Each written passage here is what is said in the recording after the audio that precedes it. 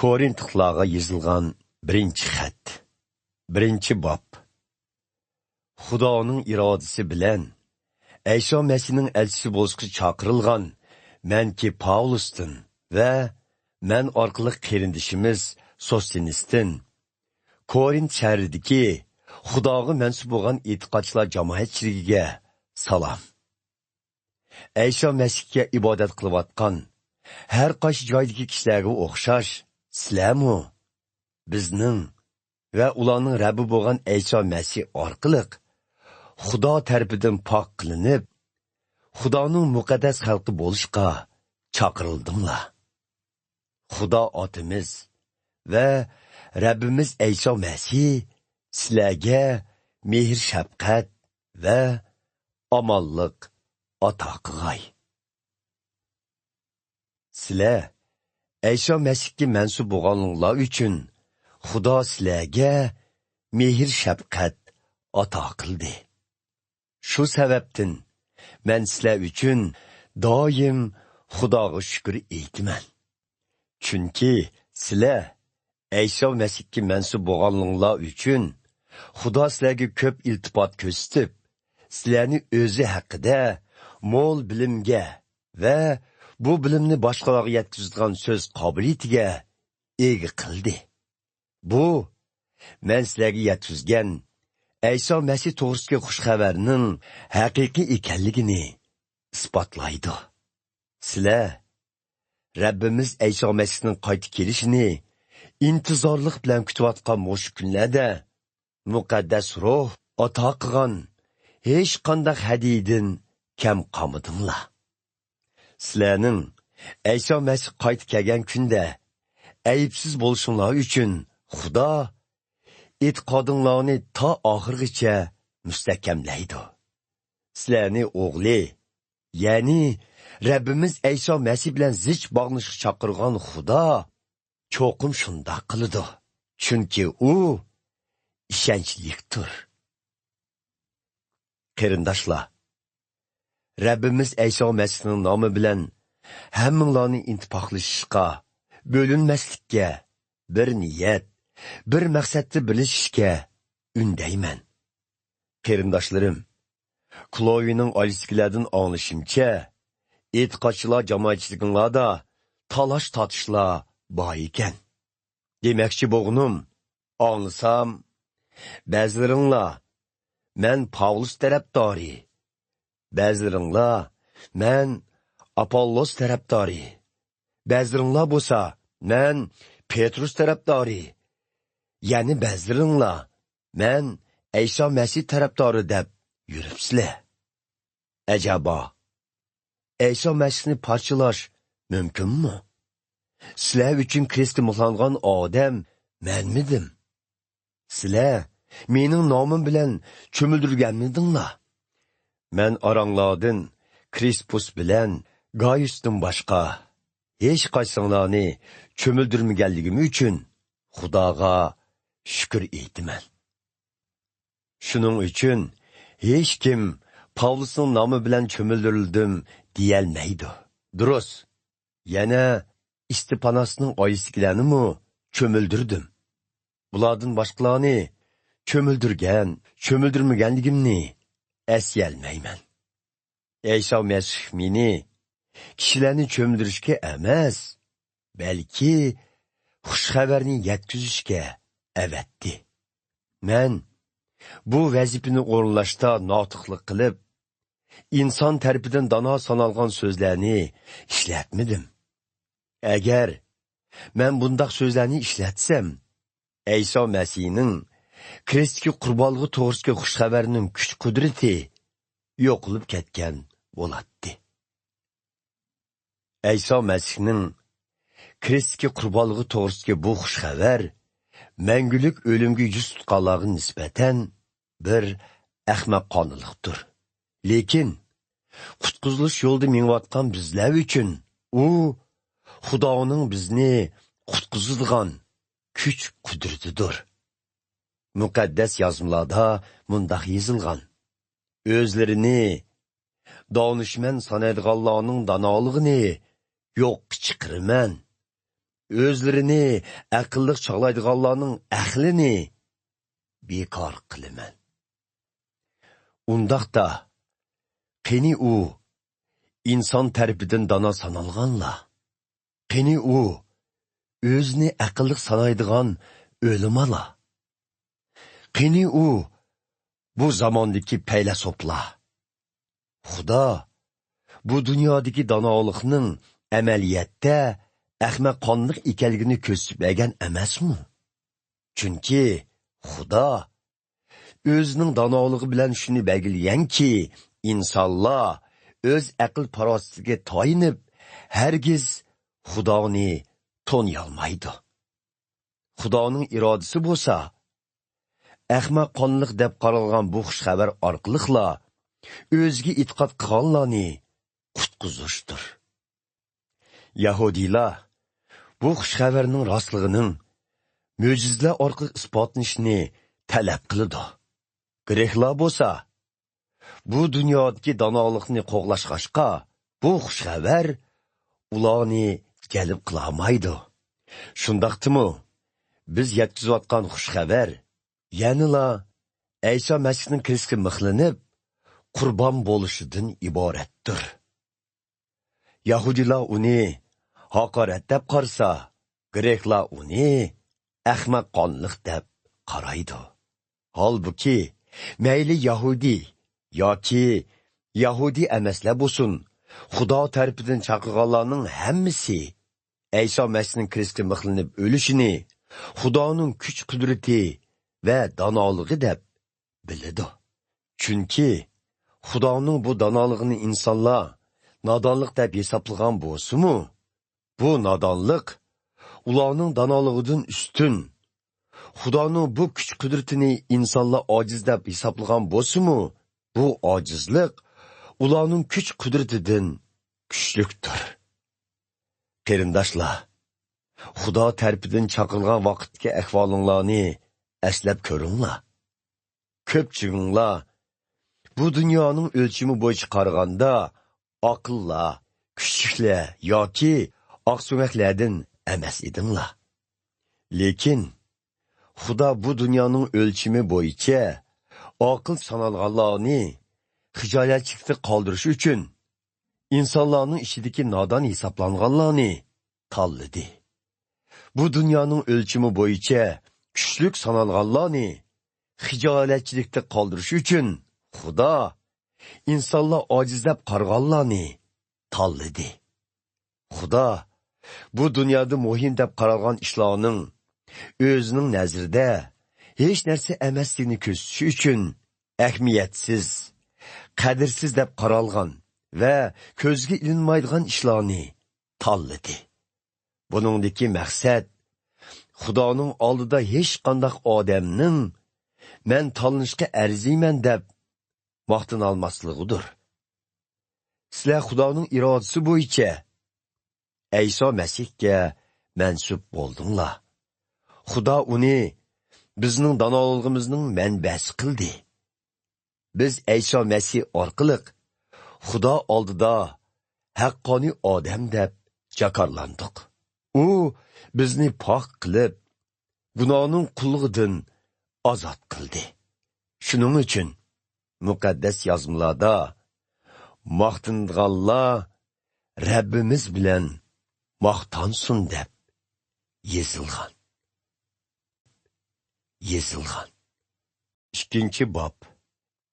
Qarindoshlar, men yeninglarga berib, Xudoning so'zini sizlarga jakarlig'inimda notiqlik qilganim yo'q. İnsanlar dono deb hisoblagan so'zlarni ishlatganim yo'q.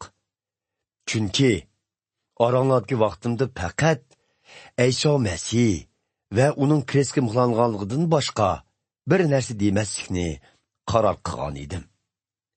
Sizlarning yeninglarga borganimda ojizligimdan bu vazifani qandoq o'rinlarman deb qo'rqib, hatto titrab ketgan edim.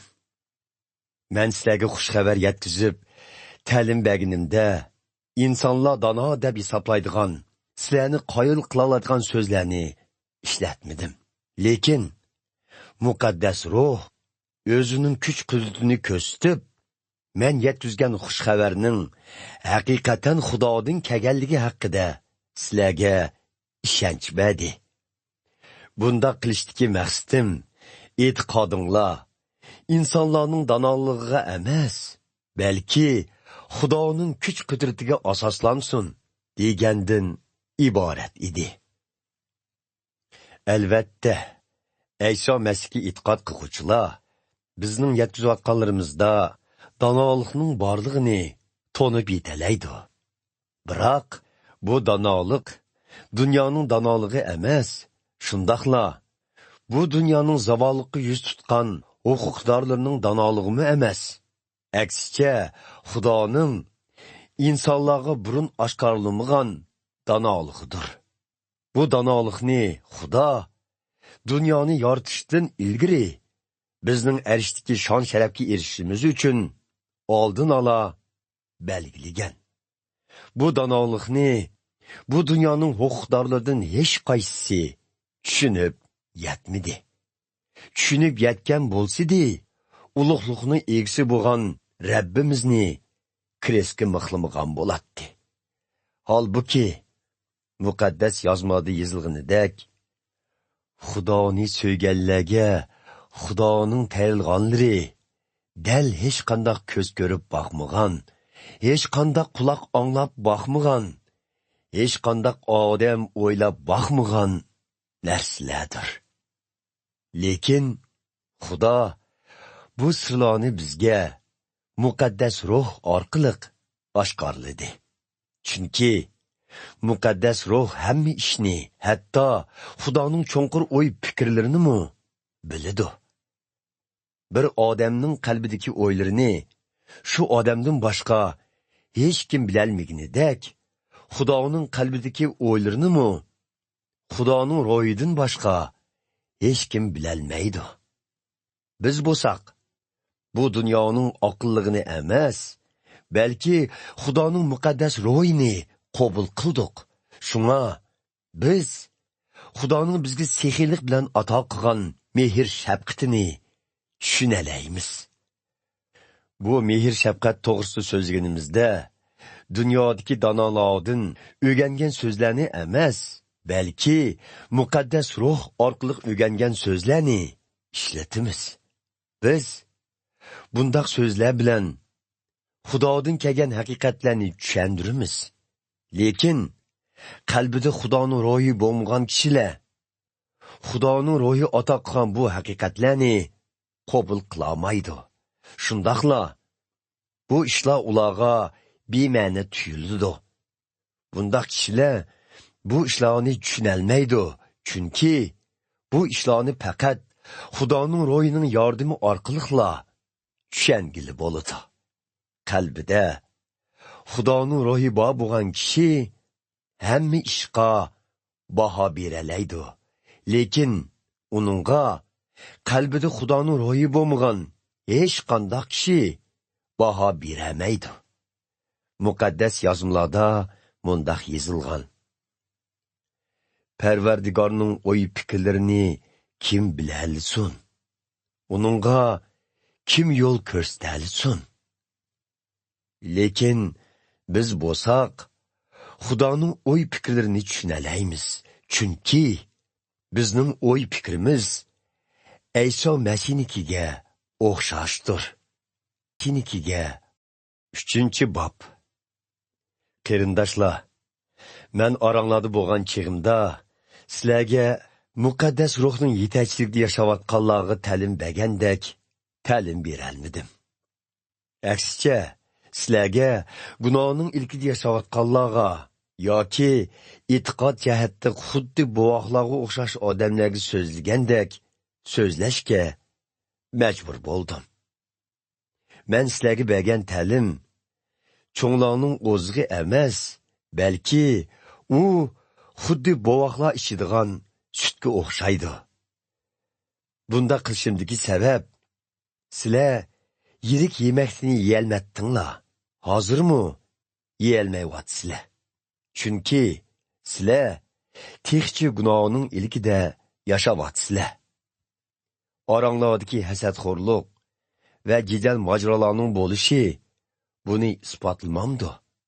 Bu, yani sizlarning Eyso Masihga mansub bo'lgan kishilardek yashayotganinglarni ko'rsatmamdi. Biringlar, men Pavlus tarafdori, yani biringlar, men Apollos tarafdori desanglar, Eyso Masihga e'tiqod qilmagan kishilardan nima farqinglar bo'lsin? Apollos yoki menki Pavlus sening bo'lishinglarga sabab bo'lgudek muhim kishilardan emasmiz. Biz faqat Xudo yo'lida sizlarni Rabbimizga e'tiqod qilishga boshlaydigan xizmatkorlarimiz. Rabbimiz har birimizga birdan vazifa bergan. Men sizlarga xushxabar yetkazish bilan e'tiqod urug'ini teridim. Apollos sizlarga ta'lim berish orqali uni sug'adi. Biroq qalbinglardagi urug'ni o'stirguchi yanila Xudodir. Demak, muhimi terg'uchi yoki sug'og'uchi emas, balki uni o'stirguchi Xudodir. Chunki faqat Xudola sizlarni e'tiqod jihatda pishib yetildiradi. Terg'uchi bilan sug'og'uchining ishi o'zaro moslashgan bo'lib, ikkisining maqsadi birdir va har ikkisi qilgan ajrga yarasha Xudoning inomiga erishidi. Biz ikkimiz Xudo uchun ishlaydigan xizmatdoshlar. Sizlar bo'lsanglar, go'yo biz ishlayotgan Xudoga mansub bo'lgan etizga o'xshaysizlar. Shundaqla sizlar, ya'ni biz orqali silinayotgan Xudoning imoratiga o'xshaysizlar. Men Xudo menga ata qilgan mehr shafqat bilan bu xushxabarni yetkazish orqali bu imoratning ulini xuddi bir usta qurishchidek qo'ydim. Boshqalar sizlarga ta'lim berish orqali bu ulning ustiga imorat silyotidi. Biroq har kim bu imoratning to'g'ri silinishiga diqqat qilsin. Chunki hech kim quyilib bo'lgan uldun, ya'ni Eyso Masih to'g'risidagi xushxabardan boshqa hech qanday ul qo'yolmaydi. Bir kishi to'g'ri ta'lim bersa, u xuddi ul ustiga oltin, kumush yoki boshqa chidomliq va qimmatli toshlarni qo'ygandek ish qilgan bo'ladi. Lekin bir kishi nomuvofiq ta'lim bersa, u xuddi ul ustiga yog'och, somon yoki qo'mishdan iborat oson kuyib ketadigan narsalarni qo'ygandek ish qilgan bo'ladi. Qiyomat kuni har kimning sundirgan ajrining qandoqligi oshkora bo'ladi. U kuni hamma odamning sundirgan ajrining qimmati o'tda siniladi. Agar bir kishining ul ustiga qo'ygan materiallari o'tqa bardoshlik beralsa, u kishi Xudodan inom oladi. Qo'ygan materiallari ko'yib ketsa, u inomdan mahrum bo'ladi. Holbuki u Eyso Masihga mansub bo'lganligi uchun qutqizildi. Lekin u xuddi o't ichidan qutulib chiqqan odamga o'xshaydi. Ajaba, sizlar o'zinglarning Xudoning ibodatxonasi ekanliginglarni va Xudoning ro'yining sizlarning oranglarda bo'lganligini bilmamsizlar? Agar bir kishi Xudoning ibodatxonasini xarob qilsa, Xudomu uni xarob qiladi. Chunki Xudoning ibodatxonasi Xudoga beg'ishlangandir. Sizlar hammanglar, ya'ni Xudoga mansub bo'lgan e'tiqodchilar jamoatchiligi dal Xudoning ibodatxonasi. Sizlar o'zinglarni boshqalarni dono chog'lab, o'zinglarni oldimanglar. Agar oranglardan birarsi Xudoni tonimaydiganlarning ko'z qarashi bo'yicha o'zini dono deb hisoblasa, undaqda u bu donoligidan voz kechsin. Bundaq bo'lganda u garchi Xudoni tonimaydiganlarning nazarida nodon deb qaralsimi? Lekin Xudoning nazarida dono hisoblanadi. Chunki Xudoni tonimaydiganlar nemini donolik deb hisoblasa, Xudoning nazarida bu xil donolik aqlsizlikdir. Muqaddas yozmalarda bundaq donolar to'g'risida Xudo o'zlarini dono deb sanaydiganlarni o'zlarining hiyli mikrlari bilan o'zlarining qopqiniga dastidu deb yozilgan. Muqaddas yozmalarning yana bir yerida Xudo donishmandlarning o'y fikrining behuda xiyol ekanligini biladi deb yozilgan. Shuning uchun hech kim men bu kishi yoki u kishining tarafdori deb maqtanmasin. Chunki mayli Pavlus, Apollos yoki Petruslar bo'lsin, ularning hammasi Xudo tarafidan avatilgan. Sizlar uchun ishlayotgan kishilardir.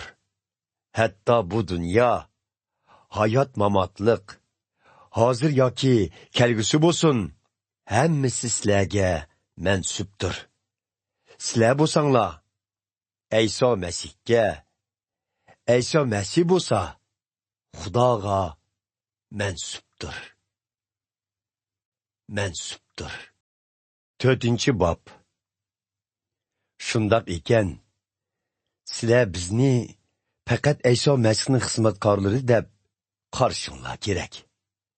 Xudo bizga o'zining burun oshkorilmagan haqiqatlarini sizlarga tushuntirish vazifasini topshirgan.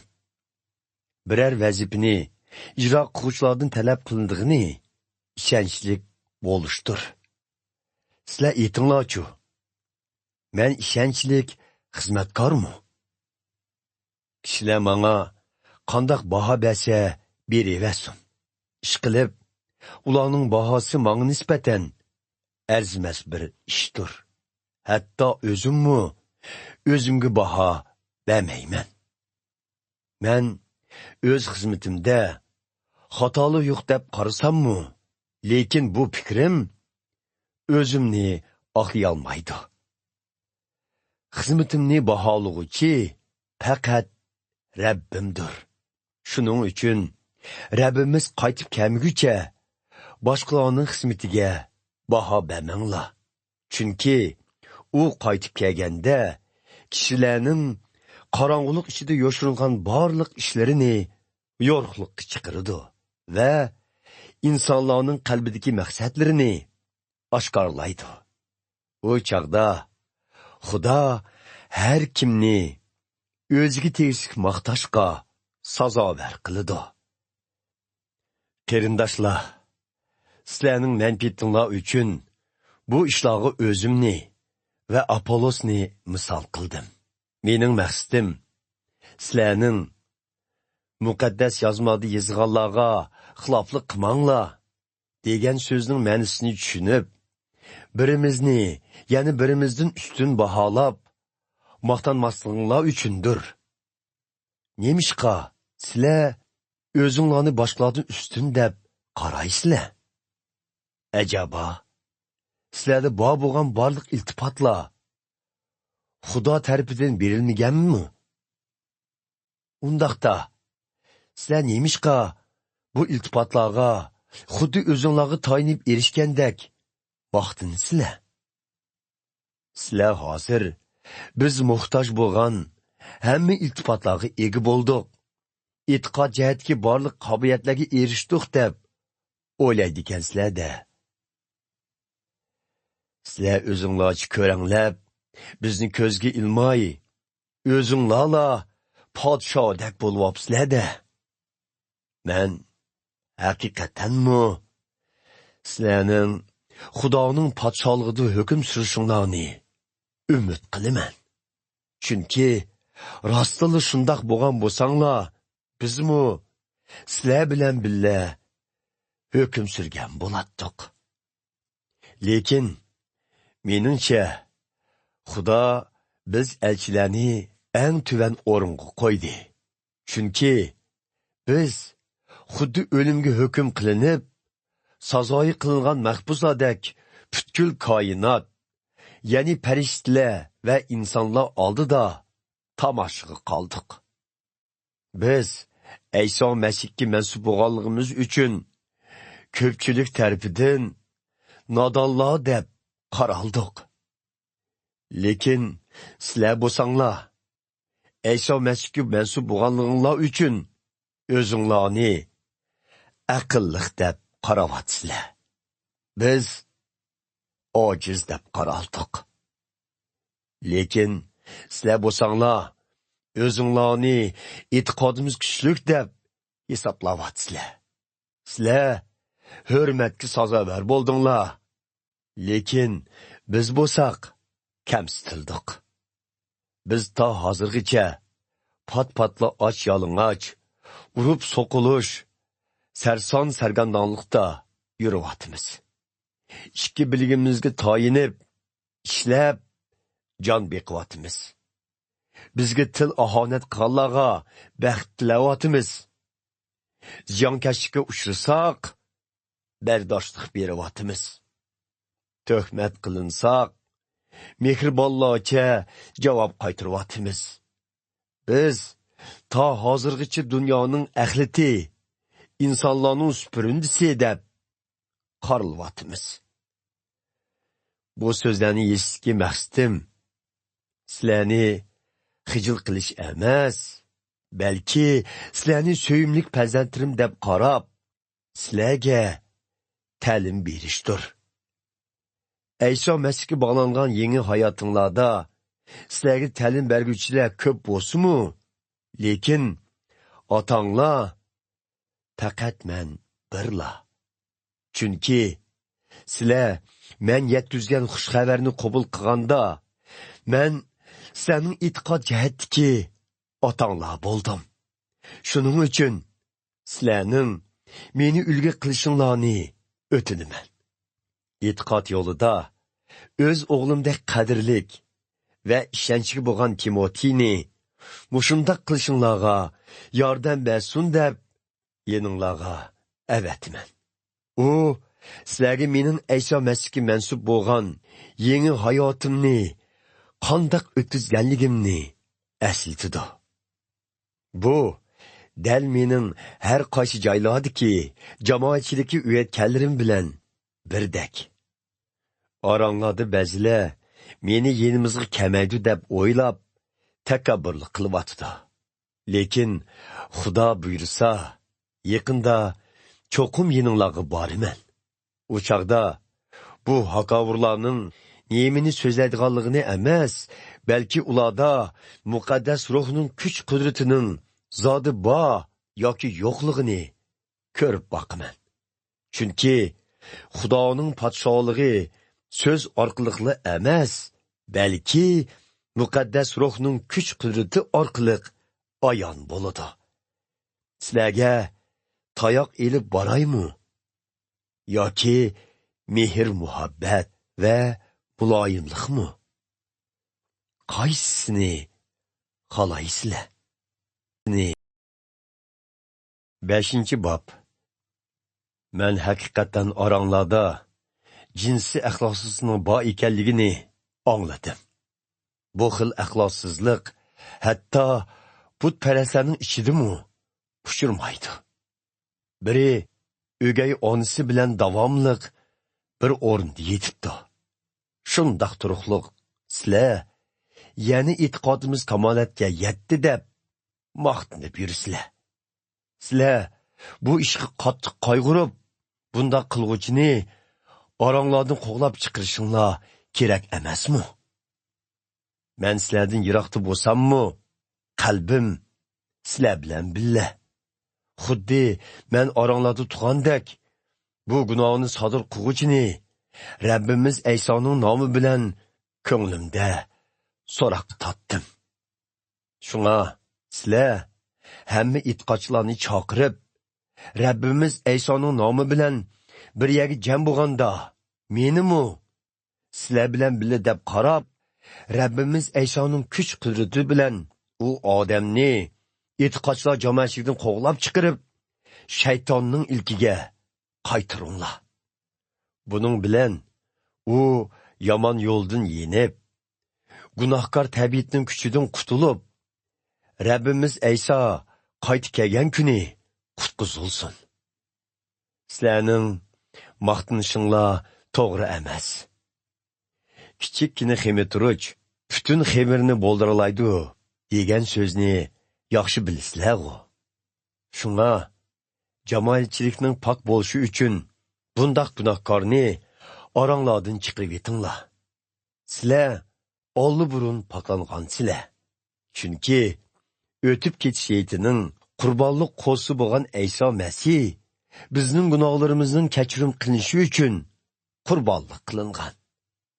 Shuning uchun xuddi Yahudilar o'tib ketish yetini o'tkazishdan ilgari o'ylarini xemirturishdan xoli qilgandek, bizmi burunqi hayotimizga xemirturishni, ya'ni yomonlik va o'chmanlikni tashlab, Ayso Masihga bog'langan yangi hayotimizni samimiylik va haqiqat ichida shod-xuramlikda o'tkazaylik. Oldingi xetimda sizlarga shahvoniy havaslarga berilgan axloqsiz odamlar bilan aloqa qilmas to'g'risida yozgan edim. Shubhisizki, men Ayso Masih e'tiqod qilmaydiganlar orasidagi shahvoniy havaslarga berilgan axloqsizlar, ochko'zliklar, aldamchilar yoki butparastlar bilan aloqa qilmanglar demoqchi emasman.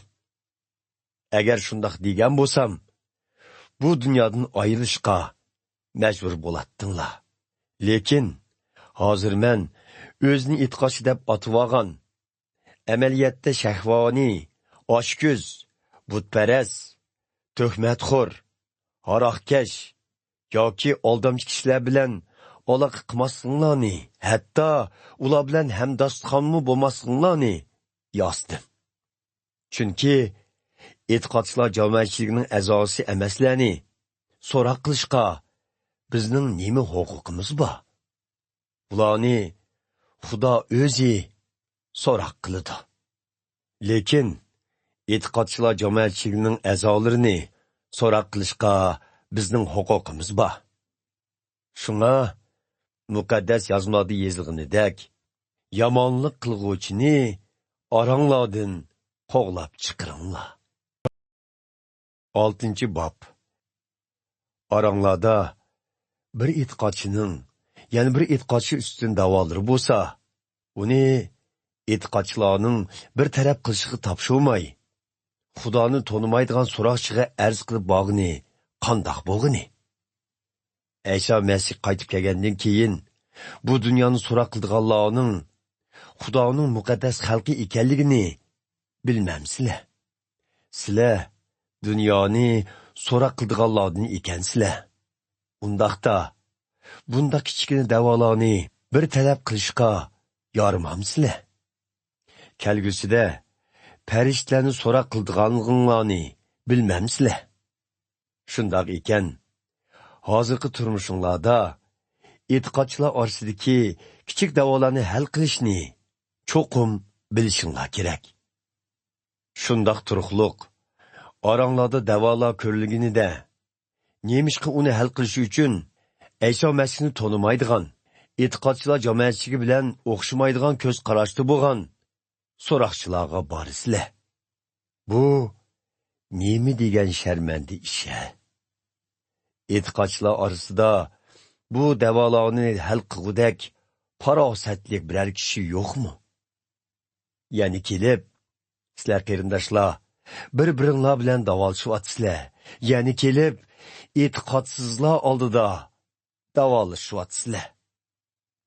Amaliyotda bir-biringlar ustidan da'volashish sizlar uchun cho'ng mag'lubiyatdir.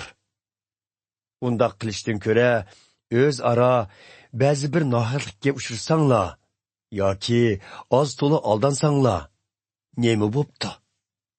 Biroq sizlar nohaqlikka uchirmay, aksicha o'zinglar nohaqlik qilyapsizlar va boshqalarni aldayapsizlar, hatto qarindoshlaringlarga shundoq qilyapsizlar. Yamanlıq qılıçlarının Xudoning podshohligi kiramaydiganligini bilmamsizlar. Sizlar o'zinglarni oldimanglar.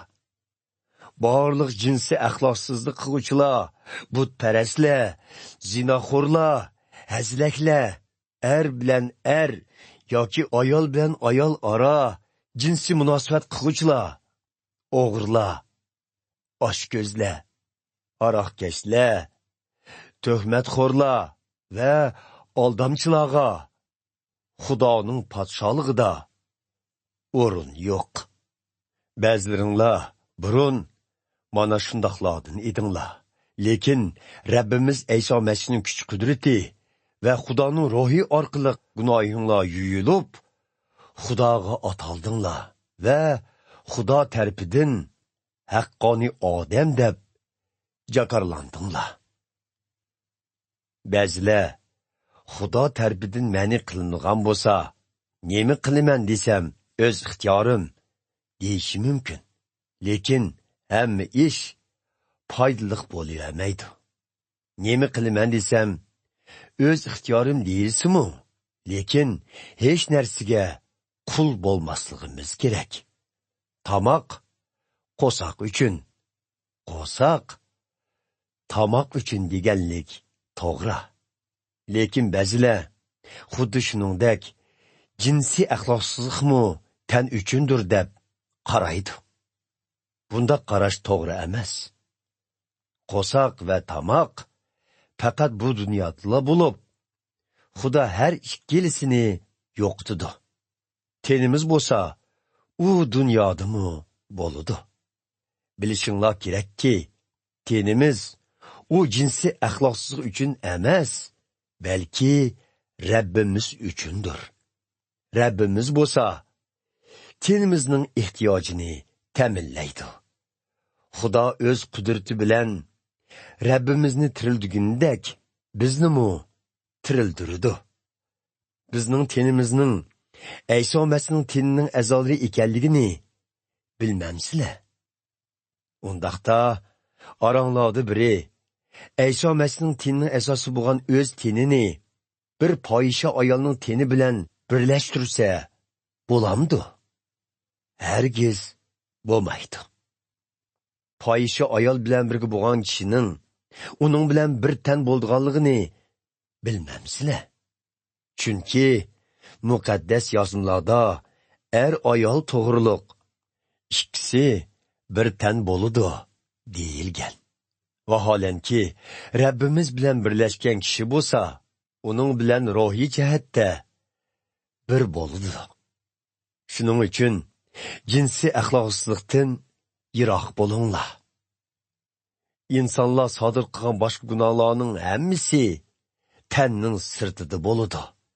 Lekin jinsiy axloqsizlik qiluvchi o'z teniga qarshi gunoh qilgan bo'ladi. Teninglarning muqaddas ruhning ibodatxonasi ekanligini bilmamsizlar? Xudo sizlarga ato qilgan muqaddas ruh qalbinglarda yashaydi. Sizlar o'zinglarga emas, balki Xudoga mansubsizlar. Chunki u sizlarni Ayso Masihning qimmatli qini bilan o'ziga mansub qildi. Shuning uchun teninglarni Xudoni ulug'lashga atanglar. Atanglar. 7-bob. Endi sizlar xetinglarda o'tirib qo'ygan masalalarga kelayli. Sizlar erlarning o'z ayollariga yaqinlashmasligi yaxshimi deb so'rabsizlar. Mening javobim shuki, oranglarda yuz bergan jinsiy axloqsizlikdan saqlanish uchun har bir jup ayol o'z hamrohlari bilan bir o'rinda yotsin. Ayoliga nisbatan erlik majburiyatini ado qilishi, ayolmu eriga nisbatan ayollik majburiyatini ado qilishi kerak. Ayolning tini faqat o'ziga emas, erigimu taalluqdir. Shuningga o'xshashla, erning tenimu o'zgili emas, ayolg'imu taalluqdir. Ayol bir-birining jinsi talipini rad qilmasligi kerak. Faqat bütün zehninglar bilan duo qilish maqsadida o'z ma'qullinglar bilan vaqtliq birga yatmaslikqa kelishgandan boshqa vaqtlarda bir-biringlardan ayrilib yatmanglar. Bo'lmasa, shayton sizlarning o'zinglarni tutib olmaganliginglardan foydalanib, sizlarni zinaxo'rlik qilishga ozdirib ketishi mumkin. Vaqtliq ayrilib turish to'g'risidagi bu so'zlarim faqatli bir taklif, buyruq emas. Albatta, hammanglarning menga o'xshash to'y qilmasliginglarni xohlaydim. Lekin bu ishda hamma odam o'xshash emas. Chunki Xudo iltifot ko'rsatib, ba'zilarga to'y qilishni, ba'zilarga bo'lsa to'y qilmay o'tishni bergan. Endi jo'risi o'lib ketgan va ayollarga kelsak, sizlarga shuni aytib qo'yayki, sizlarning menga o'xshash to'y qilmay yashashinglarni yaxshi deyman. Lekin o'zinglarni tutib ololmasanglar, nikohlaninglar. Chunki shahvat o'tida ko'ygandan ko'ra nikohlik bo'lgan yaxshidir. Nikohlik bo'lgan e'tiqodchilarga kelsak, ularga shuni buyurmanki, ayol eridan ajrashmasin. Bu meningla emas, balki Rabbimizningmi buyrug'idir. Ajrashgan bo'lsa, qayta to'y qilmasin yoki o'z eri bilan qaytadan yarashib olsin. Ermu ayolni qo'yib etmasin. Qolganlaringlarga kasam, gerçi bu to'g'riliq Rabbimizdan hech qanday buyruq olmagan bo'lsammi, lekin men sizlarga shuni aytmanki, agar to'y qilgandan keyin Ayso Masihga e'tiqod qilib, ayoli e'tiqod qilmagan bo'lsa, biroq davomliq birga yashashga rozi bo'lsa, u chaqda eri uni qo'yib etmasin. Agar to'y qilgandan keyin ayol Ayso Masihga e'tiqod qilib, eri e'tiqod qilmagan bo'lsa, biroq davomliq birga yashashga rozi bo'lsa, u chaqda ayoli uningdan ajrashmasin.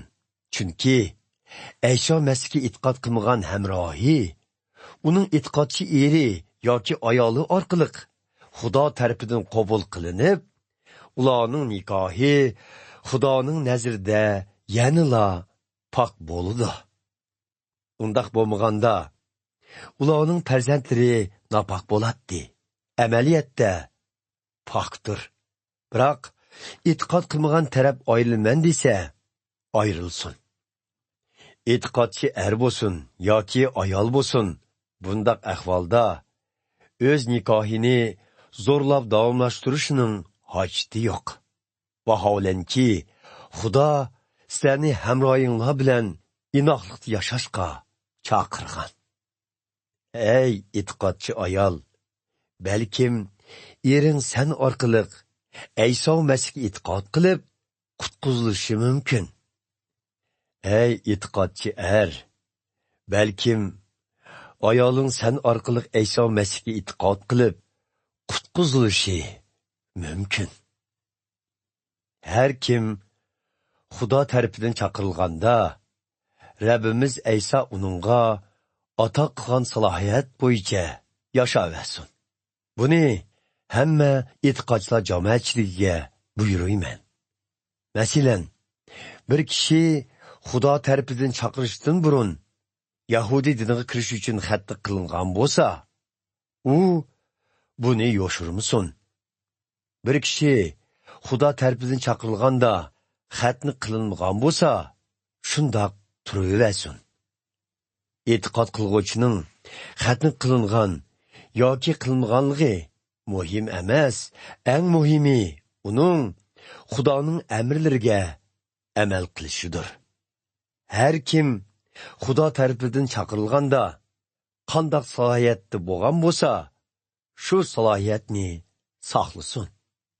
Agar sen Xudo tarafidan chaqirilganda qul bo'lgan bo'lsang, o'zingning qul bo'lganligingdan qayg'urma.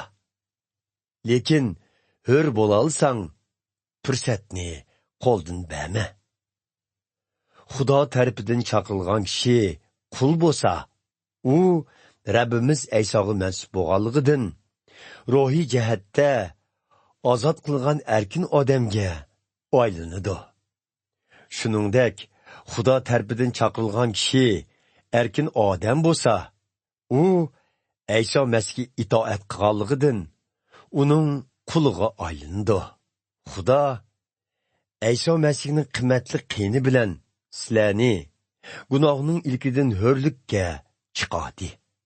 Shunga endi sizlar Xudoga itoat qilinglar. İnsanlarning o'y fikrlariga qul bo'lmanglar.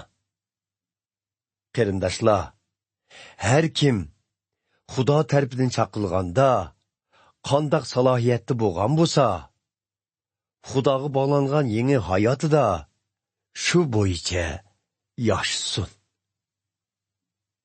Xetinlardaki bo'yga yetgan qizlar masalasiga kelsak, Rabbimizdan ular to'g'risida biror amr olmadim. Shundaqdimi, o'z fikrlarimni o'tirg'a qo'ymoqchiman.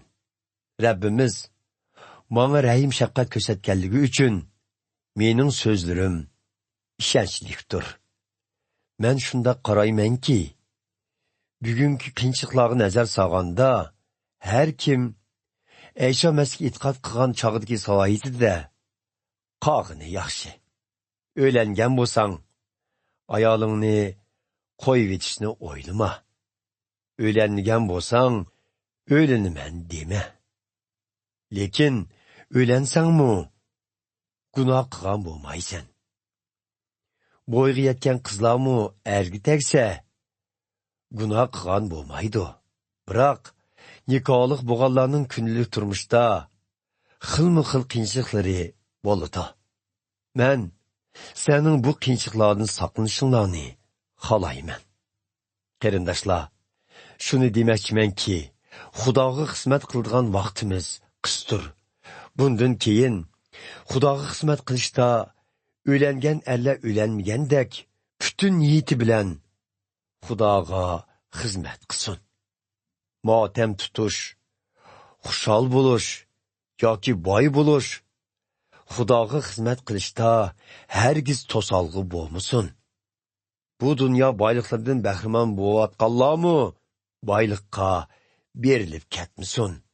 Chunki bu dunyo o'tkinchidir. G'amsiz bo'lishinglarni umid qilaman. O'ylanmagan Rabbimizni xursand qilish uchun Rabbimizning ishlarining g'amini qiladi. Lekin o'ylangan ayolni xursand qilish uchun bu dunyoning ishlarining g'amini qiladi. Shuning bilan uning ko'ngli ikkiga bo'linib ketadi. Ersiz ayol yoki nikohlik bo'lmagan qiz bo'lsa, jismoniy va ruhiy jihatda o'zini Xudoga atash maqsadida Rabbimizning ishlarining g'amini qiladi. Lekin nikohlangan ayol bo'lsa, erini xursand qilish uchun bu dunyoning ishlarining g'amini qiladi. Buni sizlarning put-qo'linglarni tushab qo'yish uchun emas, balki sizlarga foydasi bo'lsin va ko'ngli ikkiga bo'lmay, o'zlarini Rabbimizga atab, uning uchun yashasin deb aytyapman. Agar bir kishi va'dalashgan qizni ortiqcha saqlatib qo'yib, uning bilan to'y qilmagan bo'lsa va shu sababdan bu qizga yuz kelmaydiganligini his qilsa, bundaqda tegishli deb qargan ishni qilsin. Ya'ni uni amriga olsin. Bundaq qilish gunoh qilganlik bo'lmaydi. Biroq bir kishi besim ostida emas, o'z irodasi bilan va'dalashgan qizni amriga olmaslikqa qaror qilgan bo'lsa, hamda shahvatini besib oladigan bo'lsa, yaxshi qilgan bo'ladi. Qisqasi, to'y qilish yaxshi, to'y qilmaslik texmi yaxshi. Eri hayot chog'da ayoli eriga nikohda bog'langan bo'ladi. Lekin eri o'lib ketsa, xohlagan kishi bilan nikohlanishga erkindir. Lekin u kishi e'tiqodchi bo'lishi kerak. Biroq tul ayol tul petib tutsa, texmu baxtli bo'ladi. Bu mening ko'z qarashim. Lekin men o'ylaymanki, bu ko'z qarashimga Xudoning ruhi yetakchilik qildi. 8-bob. Endi xetinglardiki, butqa atab nazr qilgan go'shtni yeyish yoki yemaslik masalasiga kelayli. Sizlar hammamizning bu masalaga nisbatan bilimimiz bor deb qaraysizlar. Biroq bilimi ko'p bo'lgan odam takabburlashib ketishi mumkin. Lekin mehr muhabbati ko'p bo'lgan odam bo'lsa, qarindishining e'tiqodini mustahkamlashga fursat izlaydi. O'zini bilarman chaqlaydigan kishi amaliyotda bilishga tegishli narsalarni bilmaydi. Lekin Xudoni so'ygan kishi Xudoning nazarida haqiqatan bilimga ega odam bo'ladi. Xo'sh, endi butqa atab nazr qilingan go'sht masalasiga kelayli. Bizga ma'lumki, ko'p odamlar cho'qinayotgan butlar Xudo emasdir. Yegona Xudodan boshqa iloh yo'qdir. Garchi ba'zilar dunyoda nurg'un ilohlar bor, ular zemin va osmonda yashaydi deb qaragan, hamda ularni o'zining xudosi va Rabbi deb e'tirof qilgan bo'lsa-mu, biroq biz uchun faqatla yegona Xudo, ya'ni arishdagi Xudo otimizla bordir. U butkul mavjudotning yaratquchisidir. Biz uning uchun yashaymiz. Shuningga o'xshash, biz uchun yegona bir Rabb, ya'ni Rabbimiz Ayso Masih bordir. Butkul mavjudot u orqali mavjuddir. Bizmi u orqali yangi hayotga ega bo'ldik. Lekin hamma e'tiqodchilar bundoq bilimni to'nib yetmidi. Ularning ba'zilari e'tiqodchi bo'lishdan burun butparastlik odatlariga ko'nib qolg'ashqa, hozirmi butqa atab nazr qilgan go'shtni yeyishni butqa cho'qinish bilan barobar deb qaraydi. Shunga ular bu go'shtni yeyishga jur'at qila olmaydi. Agar ular bu go'shtni yeb qolgan bo'lsa, o'zlarini bulg'andiq deb his qilib, vijdoni azoblanadi. Amaliyotda har qanday yemaklikni yemaslik bilan o'zimizni Xudoga yaqinlashtirg'ili bo'lmaydi. Uni yesak, Xudoga yaqinlashib qolmaymiz. Yemasakmi, Xudodan yiroqlashib ketmaymiz. Lekin ehtiyot qilinglarki, sizlarning ma'lum yemaklikni yeyish, yemaslik erkinliginglar bundoq bilimni to'nib yetmagan e'tiqodchi qarindoshlaringlarning gunoh qilishiga sabab bo'lib qolmasin. Chunki bundoq bilimni to'nib yetmagan bir e'tiqodchi butning Xudo emasligini bildigan sizlarning butxonda o'tkazayotgan ziyofatda butqa atab nazr qilgan go'shtni yeyotganliginglarni ko'rsa, sizlarga agishib, o'z vijdoniga qarshi holda u go'shtni yeyishi mumkin. Undaqda sizlar uning o'z vijdoniga qarshi holda gunoh qilishiga da'vat qilgan bo'lib qolmamsizlar. Oqibatda bundaq bilimni to'nib yetmagan bu qarindishimizning e'tiqodi sizlarning biliminglar tufaylidan vayron bo'lishi mumkin. Holbuki Ayso Masih uning uchunmi qurbon bo'lgan. Sizlar qarindoshlarni o'zlari xato deb qargan ishlarni qilishga da'vat qilsanglar, qarindoshlar oldida gunoh o'tkazib, ularning vijdonini jarohatlab qolmasdan, Ayso Masih oldidimi gunoh qilgan bo'lasizlar. Shuning uchun, agar yegan go'shtimiz tufaylidan bundaq bilimni to'nib yetmagan qarindishimizning e'tiqodi buzilgudek bo'lsa, biz bu go'shtni qat'iy yemayli qo'yayli. Yemay. 9-bob. Men boshqalarning mening ustimdan uni qil, buni qil deyishidan erkin emasmi? Men Xudoning elchisi emasmi? Men Rabbimiz Aysoni o'z ko'zim bilan ko'rgan emasmi? Sizlarning e'tiqodinglar mening Rabbimiz uchun qilgan xizmatimning natijasi emasmi? Gerçi boshqalar meni elchi deb hisoblamasmi? Lekin men sizlar uchun haqiqatan Ayso Masihning elchisi. Chunki sizlarning mendan xush xabarni anglab, Rabbimizga e'tiqod qilganinglar mening elchi ekanligimning isboti. Mening elchi ekanligimdan gumonlanadiganlarga beradigan javobim mundaq. Biz elchi bo'lgan ekanmiz. E'tiqodchilar tarafidan yemak-ichmak bilan ta'minlanish huquqimiz yo'qmi? Rabbimiz Aysoning o'z inlari hamda Petrus va boshqa elchilardek bizningmi safarda biz bilan o'xshash e'tiqodi bor ayollarimizni hamroh qilib yurish haqqimiz yo'qmi? Ajaba, faqat Barnaba bilan menla e'tiqodchilar tarafidan ta'minlanmay, o'z amgigimiz bilan kun kechirishimiz kerakmi? Kim o'z puli bilan lashkarlik qiladi? Kim ko'chat tikib, uning meyvasini yemaydi? Kim mol beqib, uning sutini ichmaydi? Men bularni faqat insonning ko'z qarashi bo'yicha dedimmi? Yo'q. Bu haqda Tavrat qonunidimi?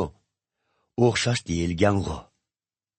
Musa payg'ambarga tushirilgan Tavrat qonunida xamon tepgan o'kkizning og'zini bo'g'ma deb yozilgan. Bu yerda Xudoning ko'ngil bo'lgini faqat o'kkizlarmi yoki buni maxsus biz uchun aytganmi? Bu shubhasiz biz uchunmi yozilgandir. Chunki yerga urug' terig'uchimi, xamon tepkichimi o'ziga tegishli ulushini ilish umidi bilan ishlaydi. Shuning uchun oranglarda xush xabarni yetkazish orqali ruhiy urug' chechib, sizlardan moddiy jihatda hosil ilish haddini ishib ketganlik bo'lamdi. Boshqa ta'lim beruvchilarning sizlardan ta'minlash huquqi bo'lgan yerda bizning ta'minlash huquqimiz texmi bo'lmamdi. Lekin biz bu huquqimizdan foydalanmadik.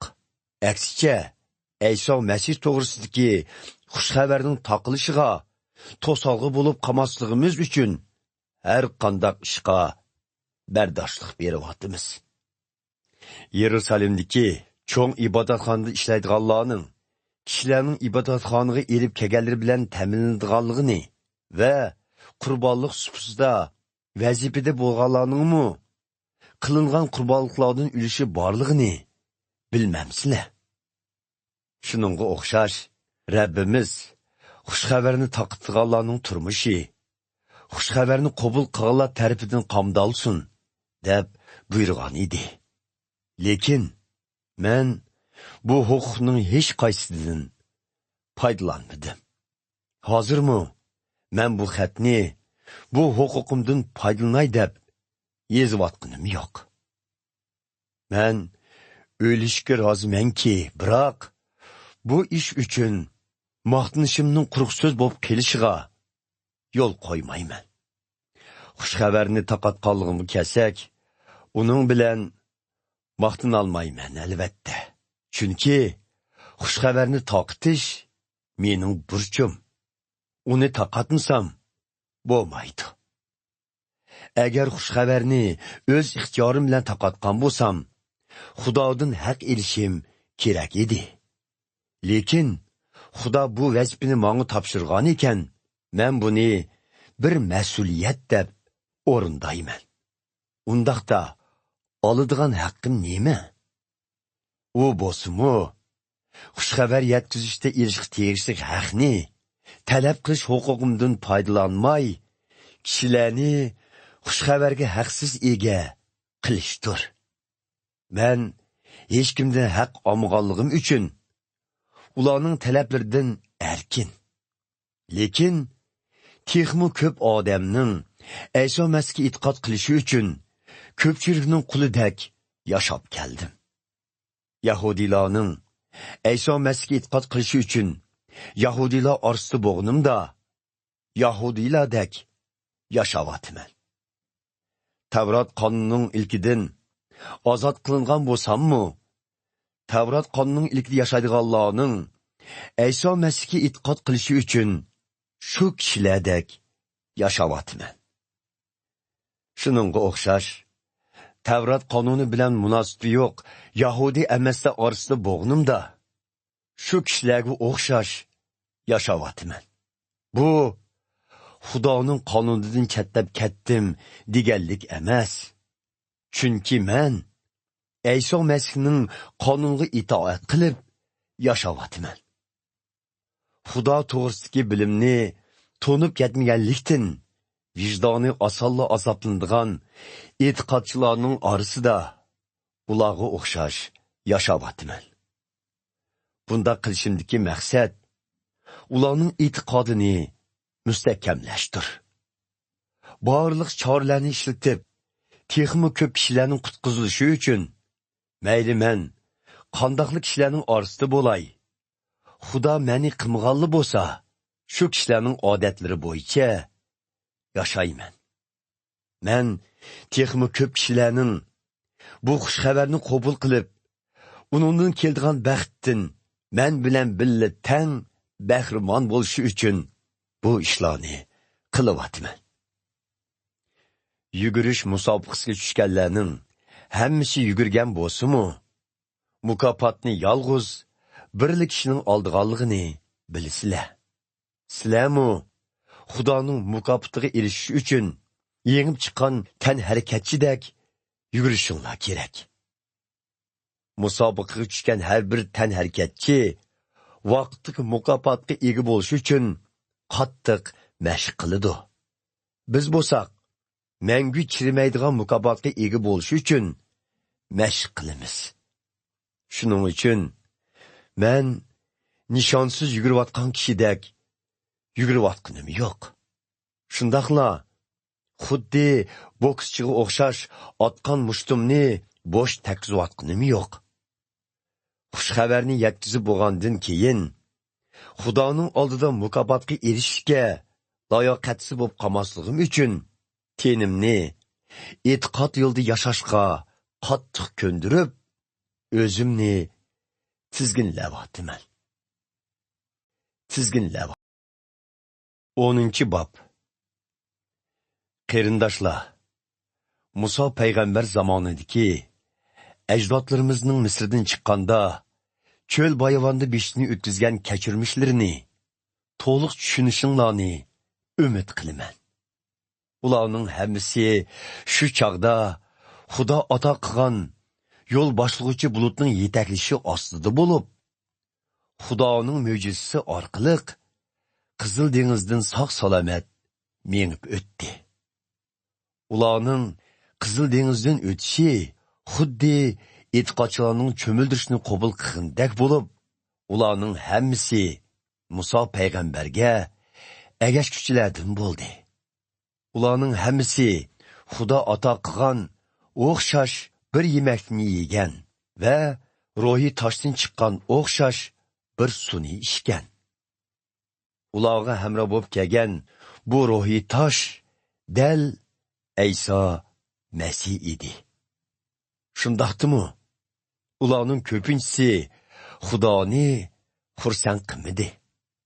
Shunga Ular ölüp, jasadlari çöl bayavanda qaldı. Ulardek yaman işlarga berilmesligimiz üçün bu vaqalardan ibret ilişimiz gerek. Sizlar ularning ba'zilaridek butqi cho'qinganlardan bo'lmanglar. Xuddi muqaddas yozimlarda yozilgandek, o'zlari cho'qingan butlarni xushal qilish uchun ular keyin o'ltirib, xolgancha yeb ichishib, kayf safo qilishdi. Biz ularning ba'zilaridek jinsi axloqsizlik qilmayli. Ular mana shunda qilib 23 mingi bir kundila halak bo'ldi. Biz ularning ba'zilaridek maqsadlik holda gunoh qilib, Rabbimiz bizni jazolamdi, jazolamamdi deb uni sinamayli. Shu chaqda unda qilganlarni zaharlik yilonlar cheqib o'ltirgan edi. Biz ularning ba'zilaridek Xudodan norozi bo'lib, uningdan og'rinmayli. Shu chaqda bunda qilganlar Xudo avatgan jon olg'uchi farishta tarafidan o'ltirilgan edi. Bu vaqalar bizdagi savoq bo'lishi uchun ularning beshiga kelgan edi. Shundaqla bu vaqalar oxir zamonda yashayotgan bizlarning ulardak bo'lib qolmasligimiz haqida ogohlantirish uchun xotirlangan edi. Shuning uchun o'zini e'tiqodda putirab turyotiman deb hisoblaydiganlar yiqilib tushishdan paqas bo'lsin. Sizlar duch kelgan sinoqlarga boshqa odamlarmi o'xshash duch kelgan. Xudo ishonchlidir. U sizlarni bardoshlik berish chekinlardan halqıgan sinoqlarga uchratmaydi. Xudo sizlarning sinoqqa duch kelganda putirab tura olishinglar uchun ozdirilishdan saqlanish yo'lini echib berdi. Shu sababdan qadrli qarindoshlarim, butparastlikdan saqlaninglar. Sizlarni aql hushi joyida kishilar deb qarab, buni aytyapman. Aytganlarimga o'zinglar baho beringlar. Biz Rabbimizni xotirlash uchun o'tkazayotgan dasturxonga jam bo'lib, Xudoga shukr aytib, jomdagi sharobni ichganda va bir nonni bo'lishib yeganda Ayso Masihning biz uchun qurbon bo'lgan teni va qinining hisobiga kelgan iltifotidan o'rtaq bahramon bo'lamiz. Biz e'tiqodchilar ko'p bo'lsaqmi, hammamiz bir nonni bo'lishib yeganligimiz uchun ruhiy jihatda bir tan bo'lamiz. İsraillarga qaranglar. Ular Yerusalimdagi cho'ng ibodatxonada Xudoga qurbonlik qilgan go'shtni yeyish bilan ibodatini ifodlaydi. Men bundaq deyish orqali butqa atab qurbonlik qilingan narsaning biror ahamiyati bor yoki but haqiqiy Xudo demoqchimanmi? Hargiz undaq emas. Demoqchi bo'lganim shuki, butparastlar qurbonliklarini Xudoga emas, jinlarga ataydi. Sizlarning jinlar bilan sherik bo'lishinglarni xohlamayman. Sizlar hem Rabbimizning jomidikidan, hem jinlarning jomidikidan ichsanglar bo'lmaydi. Hem Rabbimizning dasturxoniga, hem jinlarning dasturxoniga daxil bo'lsanglar bo'lmaydi. Bunda qilsak, Rabbimizning g'azabini qo'zg'aymiz. Uning jazolashidan qechib qutulishga kuchimiz yetamdi. Ba'zilar Xudo tarafidan ma'ni qilingan bo'lsa, nima qilaman desam o'z ixtiyorim deyishi mumkin. Lekin hamma ish foydali bo'lamaydi. Nima qilaman desam, o'z ixtiyorim degan bu so'z to'g'ri bo'lsa-mu, lekin hamma ish qarindoshlarining e'tiqod jihatda kuchli bo'lib yetilishiga yordam berolmaydi. Har kim faqat o'z manfiatini emas, boshqalarning manfiatini ko'zlasin. Go'sht do'konda sotilgan go'shtlarni butqa atab, nazr qilinganmi, qilinmaganmi deb surishtirib yurmay, pok vijdon bilan yeveringlar. Chunki muqaddas yozmada yozilganidek, yer yuzi va uningdagi hamma narsa Rabbimizga taalluqdir. Agar Ayso Masihga e'tiqod qilmagan bir kishi sizlarni ziyofatga chaqirsa va sizlarni bormoqchi bo'lsanglar, oldinglarga qo'yilgan hamma narsani butqa atab nazr qilinganmi, qilinmaganmi deb surishtirmay, pok vijdon bilan yeveringlar. Lekin boshqa bir sizlarga bu nazr qilingan go'sht desa, u kishining e'tiqodini o'ylab, u go'shtni yemanglar.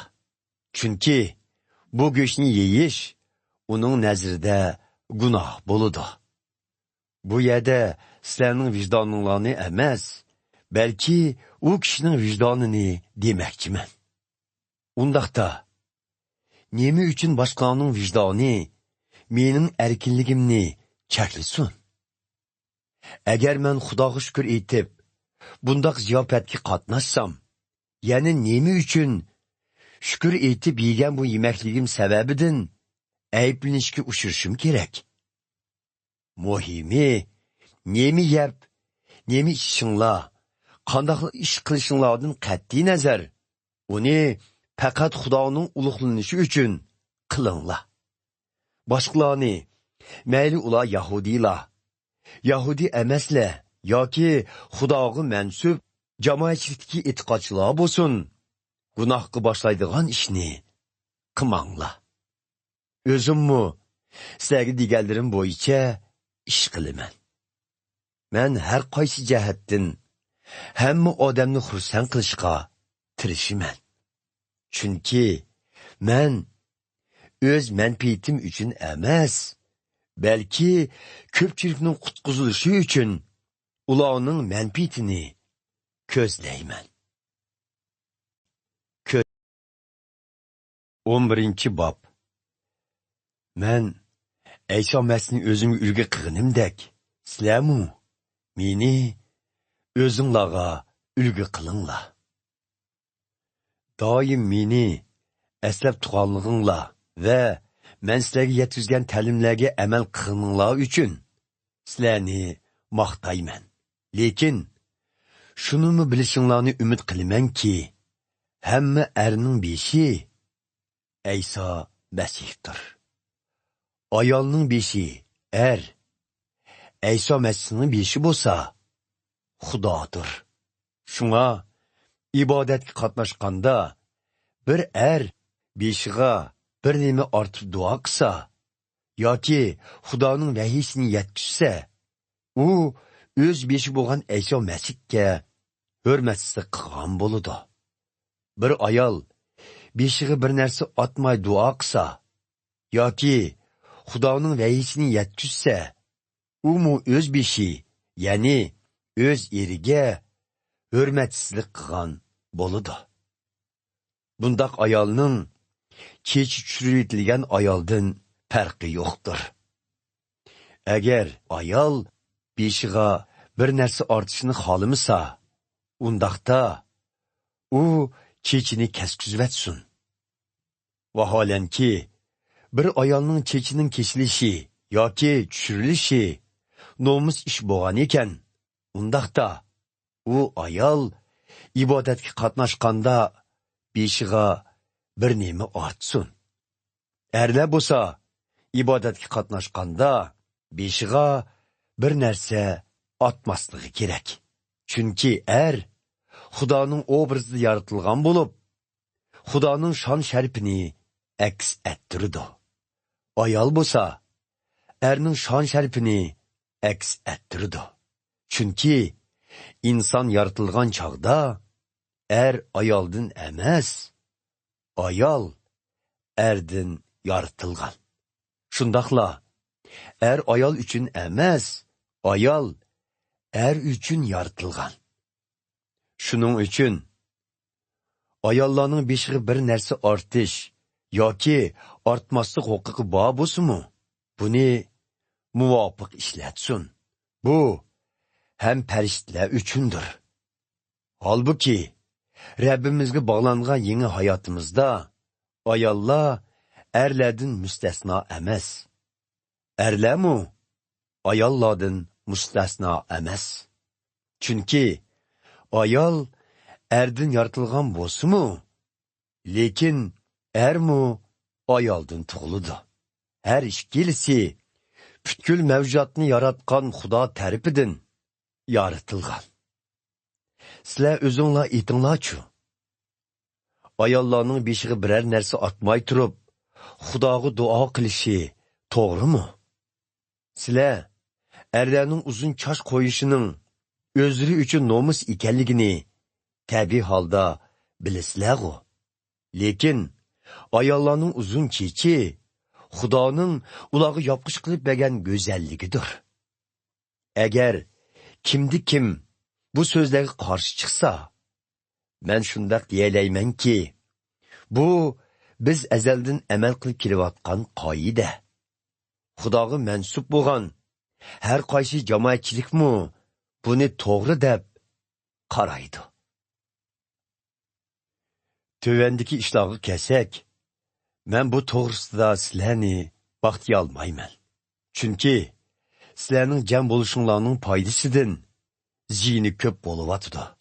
Birinchidan, sizlar ibodatga jam bo'lganinglarda, oranglarda guruhlarga bo'linishlar bo'lganligini angladim. Bu gapga qisman ishondim. Oranglarda bo'linishlarning paydo bo'lishidan saqlang'ili bo'lmaydi.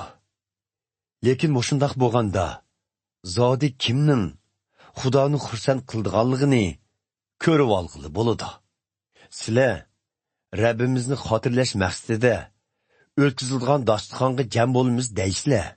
Amaliyotda buning uchun jam bo'lmaydi ekansizlar.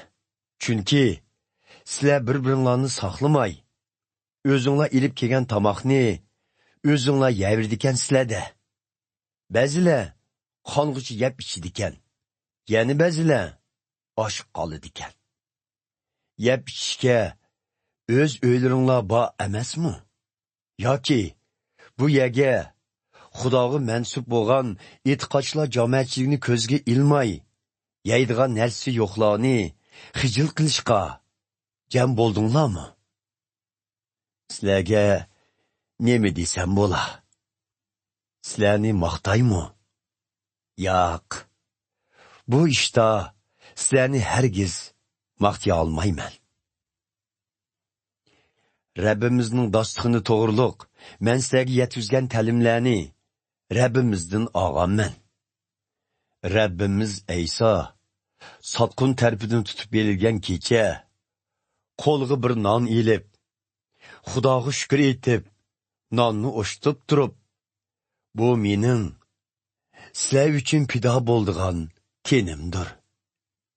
Meni eslab turish uchun buningdan yangla, dedi.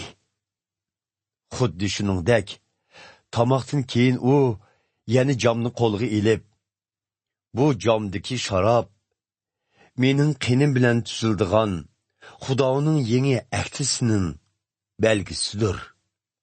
Har qitim bundaq sharobdan ichkininglarda meni eslab turinglar, dedi. Shuning uchun toki Rabbimiz qaytib kelguncha har qitim bu nondan yegininglarda va har qitim bu jomdagidan ichkininglarda Rabbimizning qurbon bo'lganligini jakarlgan bo'lisizlar. Shuning uchun Rabbimizning dasturxoniga daxil bo'lgan har bir kishi nomuvofiq holda nondan yeb, jomdagidan ichsa, u Rabbimizning biz uchun qurbon qilgan teni va oqizgan qiniga yuz kelamaydigan gunoh qilgan bo'ladi. Shunga har kim avval bu ishlar ustidan o'z-o'zini tekshirib ko'rsin. Ondan nondin yeb, jamdikidan içsin. Chunki e'tiqodchilar Rabbimizning dasturxoniga daxil bo'lish bilan o'zlarining Iso Masihning teni ekanligini ifodalaydi. Buni farqlantirmay turib, nondin yegan va jamdikini ichgan kishi o'zini Xudoning jazosiga mahkum qiladi. Mana shu sababdan bir munchingla jismoniy jihatdan holsiz va og'riq bo'lib qoldinglar. Hatto ba'zilar o'lib ketdi. Agar o'zimizni tekshirgan bo'lsak edik, bundaq jazolarga uchirmagan bo'lardik. Lekin gunohga to'lgan bu dunyoning odamlari bilan birlikda jazolanmasligimiz uchun Rabbimiz bizni mushundaq jazolab tarbiyalayotdi. Shunga qarindoshlar, Rabbimizni xotirlash maqsadida o'tkazilgan dasturxonga daxil bo'lish uchun bir yerga jam bo'lganinglarda hammalar to'liq kelguncha bir-biringlarni saqlanglar. Bundaq yig'ilish sizlarning jazoga uchrashinglarga sabab bo'lib qolmasligi uchun qo'sig'i oshlar qo'sig'ini uyda to'ydirib kelsin. Boshqa masalalarga kelsak, yeninglarga bog'inimda so'zlashimiz. 12. bob. Qarindoshlar, muqaddas ruh ato qilgan hadiyalarga kelsak, bularni to'liq tushunishinglarni xohlayman. Sizlarga ma'lumki, sizlar Iso Masihga e'tiqod qilishdan ilgari ozdirilib, jonsiz butlarga cho'qindinglar. Shunga yana ozdirilib ketmasliginglar uchun shuni bilishinglarni xohlaymanki, Xudoning ro'yining yetakchiligida so'zlagan har qanday kishi Isoga la'nat demaydi. Muqaddas ruhning yetakchiligisizmi hech kim Iso Masih mening Rabbimdir deyolmaydi. Muqaddas ruh ato qilgan hadiyalar xilma-xildir. Lekin bu hadiyalarni ato qiluvchi muqaddas ruh birdir. Rabbimiz uchun qildigan xizmatlar xilma-xildir.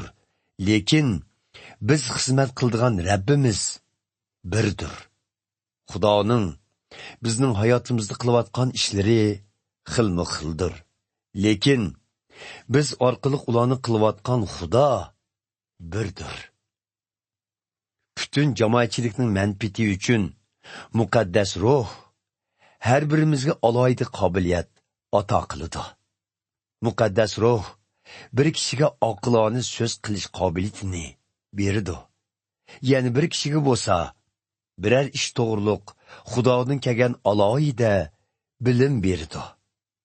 O'xshashla shu muqaddas ruh biriga Xudoga bo'lgan alohida ishonch, ya'ni biriga kasallarni saqaytish qudratini beradi. Ya'ni shu ruh biriga mo'jizalar yoritish qobiliyatini bersa, ya'ni biriga Xudoning vahiysini yetkazish qobiliyatini beradi. Biriga birsining yetkazgan so'zlarining muqaddas ruhdan kelgan yoki kamiganligini farqlantirish, biriga o'ziga noma'lum bo'lgan tillarda so'zlash, ya'ni biriga bo'lsa, bu tillarni tushuntirish qobiliyatini beradi. Bu qobiliyatlarning hammasini yetishtirgan birdan-bir muqaddas ruhdir. Muqaddas ruh o'z irodasi bo'yicha bu qobiliyatlarni har bir kishiga ayrim taqsim qilib berdi. Garchi bizning tenimizdagi a'zolar ko'p bo'lsa-mu, ular o'zaro qo'shilib birli tanni tashkil qiladi. Shuningdek, Iso Masihning teni, ya'ni e'tiqodchilar jamoatchiligi nurg'un e'tiqodchilardan tashkil topgan bo'lib, ularmu birla tandir. Chunki Yahudi yoki Yahudi emas bo'lsin, qul yoki hur bo'lsin, hammamiz o'xshash muqaddas ruh tarafidan cho'mildirilib, bir tanning, ya'ni Iso Masihning tenining tarkibiy qismi bo'lib, muqaddas ruhdan bahramon bo'ldik. Tan birli a'zodan emas, nurg'un a'zolardan tashkil topidi. Agar put qo'l bo'lganligim uchun tanga mansub emasman desa, bu uni tandan ayirib yetalamdi. Agar quloq ko'z bo'lganligim uchun tanga mansub emasman desa, bu uni tandan ayirib yetalamdi. Bütün tan ko'z bo'lsa, u qandoqmi anglayalaydi. Bütün tan quloq bo'lsa, u puroqni qandoqmi sezalaydi. Halbuki, Xudo tenimizdagi har bir a'zoni o'z xohishi bo'yicha o'rinlashtirgan. Agar hammasi o'xshash birla a'zo bo'lgan bo'lsa, uni qandoqmi tan degili bo'ladi.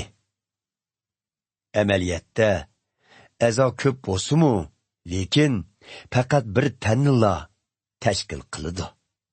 Shunga ko'z qo'lga sana ehtiyojim yo'q deyolmaydi. Yoki bosh putqa sizlarga ehtiyojim yo'q deyolmaydi. Dal aksicha, tanning ojiz deb hisoblangan a'zolari kam bo'lsa, bo'lmaydi. Tanning beab deb qaralgan a'zolarga texmi ko'proq ahamiyat beramiz. Uyatliq deb qaralgan a'zolarimizni texmi diqqat e'tibor bilan yopamiz. Uyatliq bo'lgan a'zolarimizni yo'shirishning hojati yo'qdir. Xudo tenimizdagi qadri oz deb hisoblangan a'zolarning texmi qadrlanishi uchun shundoq o'rnashtirgan. Buningdagi maqsad tanda parchalanish bo'lmasin, aksicha a'zolar bir-biriga o'xshash e'tibor bersin degandan iborat. Agar bir a'zoga dard kelsa, butkul a'zolar tang dard totidi. Bir a'zo qadrlansa, butkul a'zolar tang xushal bo'ladi. Demak, hammanglar Iso Masihning tenini tashkil qilgansizlar. Har biringlar bu tanning o'xshamagan ayrim a'zosizlar. Shunga Xudo e'tiqodchilar jamoatchiligida boshda elchilarni, ikkinchisiga Xudoning vahiyini yetkazuvchilarni, uchinchisiga Xudo to'g'risida ta'lim beruvchilarni, uningdan keyin mo'jiza ko'rsatuvchilarni, kasallarni saqlash qobiliyatiga ega bo'lganlarni, boshqalarga yordam beruvchilarni, boshqarish qobiliyati bo'lganlarni hamda o'zlariga noma'lum bo'lgan tillarda so'zlayalaydiganlarni tayinladi. E'tiqodchilarning hammasi elchimi? Hammasi Xudoning vahiyini yetkazguchimi? Hammasi ta'lim berguchimi? Hammasi mo'jiza ko'rsatguchimi? Hammasi kasallarni saqlash qobiliyatiga egami? Hammasi o'zlariga noma'lum bo'lgan tillarda so'zlayalamdi? Hammasi bu tillarning ma'nosini tushundiralamdi? Yo'q. Albatta, undoq emas. Sizlar ko'pchilik uchun eng foydali bo'lgan qobiliyatlarni qo'g'ilishinglar. Lekin sizlarning bu qobiliyatlarni yaxshi ishlatishinglar uchun men avval sizlarga hammadan yaxshi bir yo'lni ko'rsatay. Bir yo'lni 13-bob. Garchi men yer yuzidagi har qanday tilda, hatto farishtalarning tillarida so'zlayolsam-mu, lekin boshqalarga mehr muhabbatim bo'lmasa, so'zlarim quloq xushaqmaydigan doqdumboq yoki yiqimsiz qo'ng'iroq ovozdek bo'lib qoladi. Garchi Xudoning vahiyini yetkazish qobiliyatim bo'lsa-mu, dunyoning Bütkül sirlerini bilsem-mi? Xudodan kelgan alohida bilimlarga ega bo'lsam-mi va tog'larni o'rnidan qo'zg'atalaydigan komil ishonchim bo'lsa-mu, lekin boshqalarga mehr muhabbatim bo'lmasa, hech nimaga arzimas bir odam bo'lib qolaman. Garchi butun melimni sadqa qilib beravatsammi, hatto Xudoning xizmatida jinimni qurbon qilib, tinimni o't ko'ydirilishiga rozi bo'lsammi, lekin boshqalarga mehr muhabbatim bo'lmasa, bu qilganlarimning menga hech foydasi yo'qdir. Mehr muhabbat sabrchan va mehribondir. Mehr muhabbat hasadxo'rlik qilmaydi. Maqtanchoqlik va takabburlikni qilmaydi. Mehr muhabbat adabsizlik qilmaydi. Shaxsiy manfaatni ko'zlamaydi. Oson ochiqlanmaydi va adovat saqlamaydi. Mehr muhabbat nohaqchilikdan xursand bo'lmaydi. Aksicha haqiqatdan xushal bo'ladi. Mehr muhabbat hammaga bardoshlik beradi. Hammaga ishonch bilan qaraydi. Hamma ishda umidvor va chidamliq bo'ladi. Mehr muhabbat mangu davomlashadi. Lekin Xudoning vahiysini yetkazadigan qobiliyat bo'lsa, hamon oxirlashadi. Muqaddas ruhning kuchi bilan o'ziga noma'lum bo'lgan tilda so'zlash oxir to'xtaydi. Xudodan kelgan alohida bilimlarmi oxirlashadi. Chunki bu alohida bilimlar cheklikdir. Shundaqla Xudoning vahiysini yetkazish qobiliyatimizmi cheklikdir. Bu dunyoning oxirlashishi kelganda bundaq cheklik qobiliyatlarningmi hojati qolmaydi. Bu xuddi bolalik vaqtimizda bolalarcha so'zlab, bolalarcha o'ylab, bolalarcha muhokama qilib, cho'ng bo'g'inimizda bolaligimizni tashqinimizga o'xshashdir. Biz sus ko'rinadigan aynak orqali ko'rayotganligimiz uchun hamma narsani g'ova ko'ramiz. Lekin kelgusida bo'lsa, yuzma-yuz ko'ramiz. Hozir mening Xudo to'g'risida bildiğinim cheklikdir. U vaqt yetib kelganda, Xudo meni to'liq bilgandek, menmu hammani to'liq biladigan bo'laman. Mana bu dunyoda e'tiqod, umid va mehr muhabbatdan iborat bu uchchi davomliq mavjud bo'lib turdi. Bularning ichida eng ulug' bo'g'ini mehr muhabbatdir. 14-bob. Shunga mehr muhabbatni qo'g'lishinglar hamda muqaddas ruh ato qilgan hadiyalarga bo'libmi Xudoning vahiysini yetkazish qobiliyatiga qizg'inlik bilan intilinglar. Bir kishi muqaddas ruhning kuchi bilan o'ziga noma'lum bo'lgan tilda so'zlasa, u boshqalarga emas, balki Xudoga so'zlaydi. Chunki uning so'zini hech kim tushunolmaydi. U muqaddas ruhning kuchi bilan turlik sirliq ishlarni so'zlaydi. Xudoning vahiysini yetkazuvchilar bo'lsa, boshqalarning e'tiqodda o'sib yetilishi, rag'batlanishi va tasalli tepishi uchun so'zlaydi. Noma'lum tilda so'zlaguvchi e'tiqodda o'z-o'zini yetildirdi. Lekin Xudoning vahiysini yetkazuvchi bo'lsa, butun e'tiqodchilar jamoatchiligining e'tiqodda yetilishiga yordam berdi. Hammanglarning muqaddas ruhning kuchi bilan o'zinglarga noma'lum bo'lgan tillarda so'zlashinglarni umid qilaman. Lekin sizlarning Xudoning vahiysini yetkazishinglarni texmu umid qilaman. Chunki noma'lum bo'lgan tillarda so'zlangan so'zlarni tushuntirib, e'tiqodchilar jamoatchilikning e'tiqodini yetildirishiga yordami bo'ladigan birarsi bo'lmasa, u chaqda noma'lum tillarda so'zlashdan Xudoning vahysini yetkizish qobiliyati ko'p afzal bo'ladi. Endi qarindoshlar, agar men yininglarga berib, o'z tilinglarda sizlarga Xudo tarafidan oshkorlangan haqiqatni, Xudodan kelgan alohida bilim, vahiy yoki biror ta'lim yetkazmay, faqatla muqaddas ruhning kuchi bilan bundoq noma'lum tilda so'zlasam, sizlarga nima foydam bo'lsin?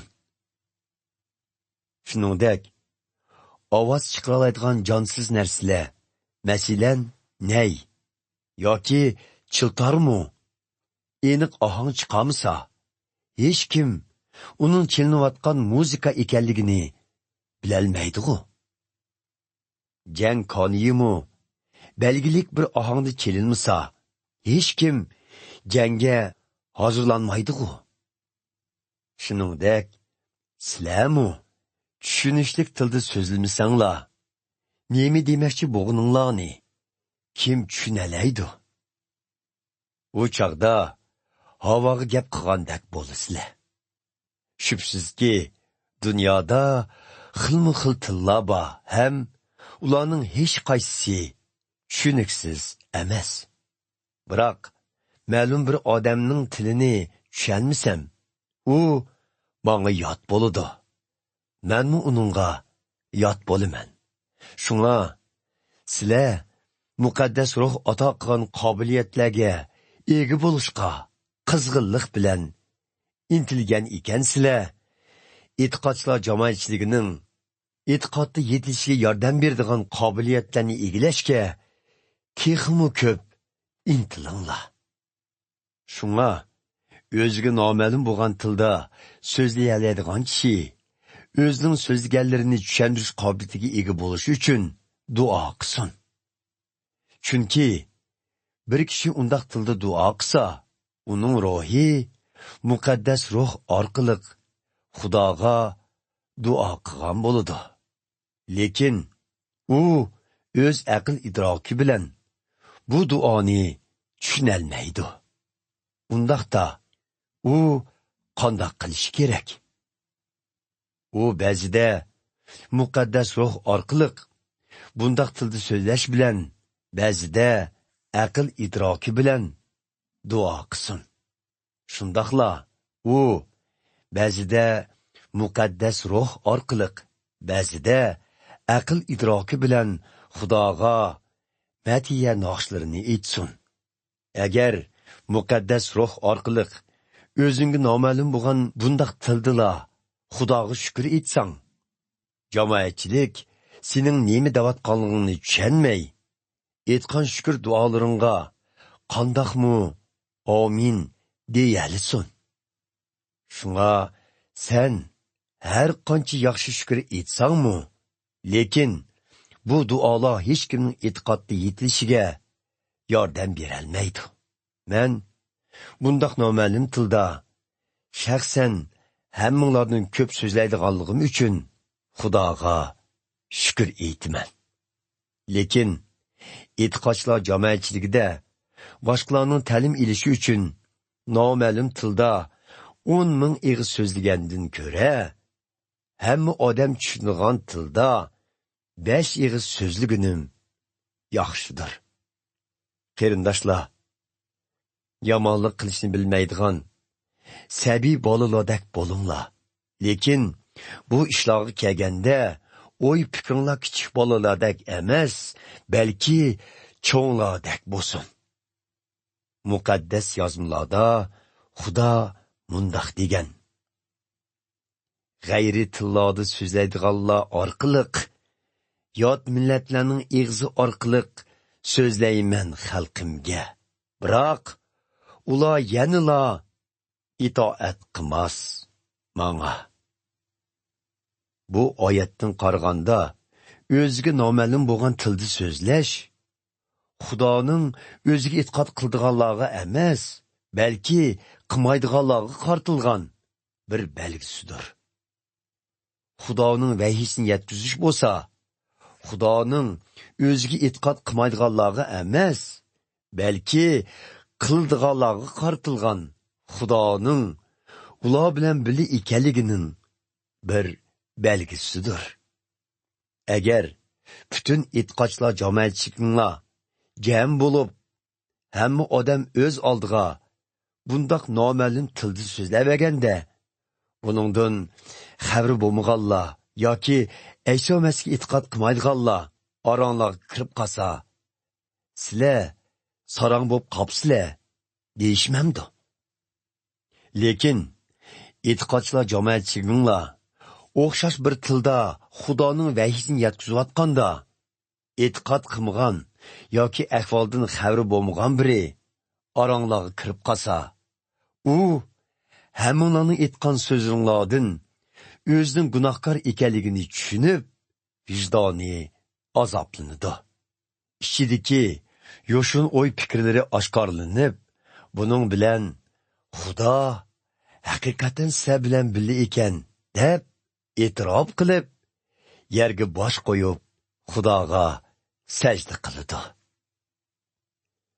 Qarindoshlar, men xulos qilay. Sizlar Xudoga ibodat qilish uchun bir yerga jam bo'lganinglarda, ba'zilaringlar madhiya naqshlarini aytsizlar. Ba'zilaringlar ta'lim bersizlar. Ba'zilaringlar Xudoning vahiyini yetkazisizlar.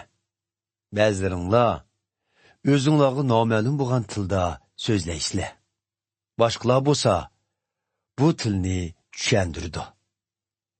Hamma ish jamoatchilikning e'tiqodini yetildirish uchun bo'lsin. Agar o'ziga noma'lum bo'lgan tilda so'zlamoqchi bo'lganlar bo'lsa, eng ko'p bo'lganda 2 yoki 3 kishi navbat bilan so'zlasin. Boshqa biri bu so'zlarni tushundirsin. Yig'ilishinglarda buni tushundiradigan kishi bo'lmasa, ular jamoatchilikda bundaq tilda so'zlamay, o'z-o'ziga va Xudoga so'zlasin. Xudoning vahiyini yetkazishdimi? 2 yoki 3 kishi so'zlasin. Boshqalar ularning so'zlaganlarining Xudodan kelgan yoki kelmaganligini farq etsin. Bu yig'ilishda o'tirganlarning biriga Xudodan bir vahiy kelsa, so'zlayotgan kishi jim bo'lib, navbatni uningga bersin. Chunki hammanglarning ta'lim olishinglar va rag'batlantirishinglar uchun Xudoning vahiyini yetkazuvchilarning hammasi vahiyni navbat bilan yetkazsa bo'ladi. Xudoning vahiyini yetkazgan odam o'zini tutib elib, navbat kutib tura oladi. Jam bo'lib ibodat qilinglarda qalaymaqonchilik bo'lmasin. Chunki Xudo qalaymaqonchilik sog'uvchi emas, balki tinchlik berguvchidir. Men biladigan har qaysi e'tiqodchilar jamoatchiligi ana shundaqdir. Ayollar jamoatchilik yig'ilishlarida qalaymaqon so'zlashmay, shuk o'ltirsin. Chunki ularning shundaq so'zlashiga ruxsat qilinmagan. Tavrat qonunda belgilagandek, ular tartibga rioya qilsin. Ular bilmoqchi bo'lgan biror narsa bo'lsa, uyda o'z erlaridan so'rasin. Chunki yig'ilishda tartibni buzib so'zlash ayollarga yarashmaydi. Xudo to'g'risidagi ta'limni sizlar o'zinglardan chiqqan yoki yolg'iz sizlarga yetib kelgan deb o'ylaydi ekansizlar. Bu durust emas. Agar sizlardan biringlar o'zini Xudoning vahiyini yetkazguchi yoki e'tiqod jihati yetilgan deb qarasa, u mening sizlarga yozganlarimning Rabbimizning amri ekanligini e'tirof qilishi kerak. Agar sizlar bu əmrga pərva qılmısanglar, sizlərmi Xudo tərəfindən pərva qılınmaysizlar. Şunun üçün, qarindoshlarım, Xudoning vəhisini yetkizishga qizg'inlik bilan intilinglar. Muqaddas ruhning kuchi bilan o'zinglarga noma'lum bo'lgan tilda so'zlashnimi cheklamanglar.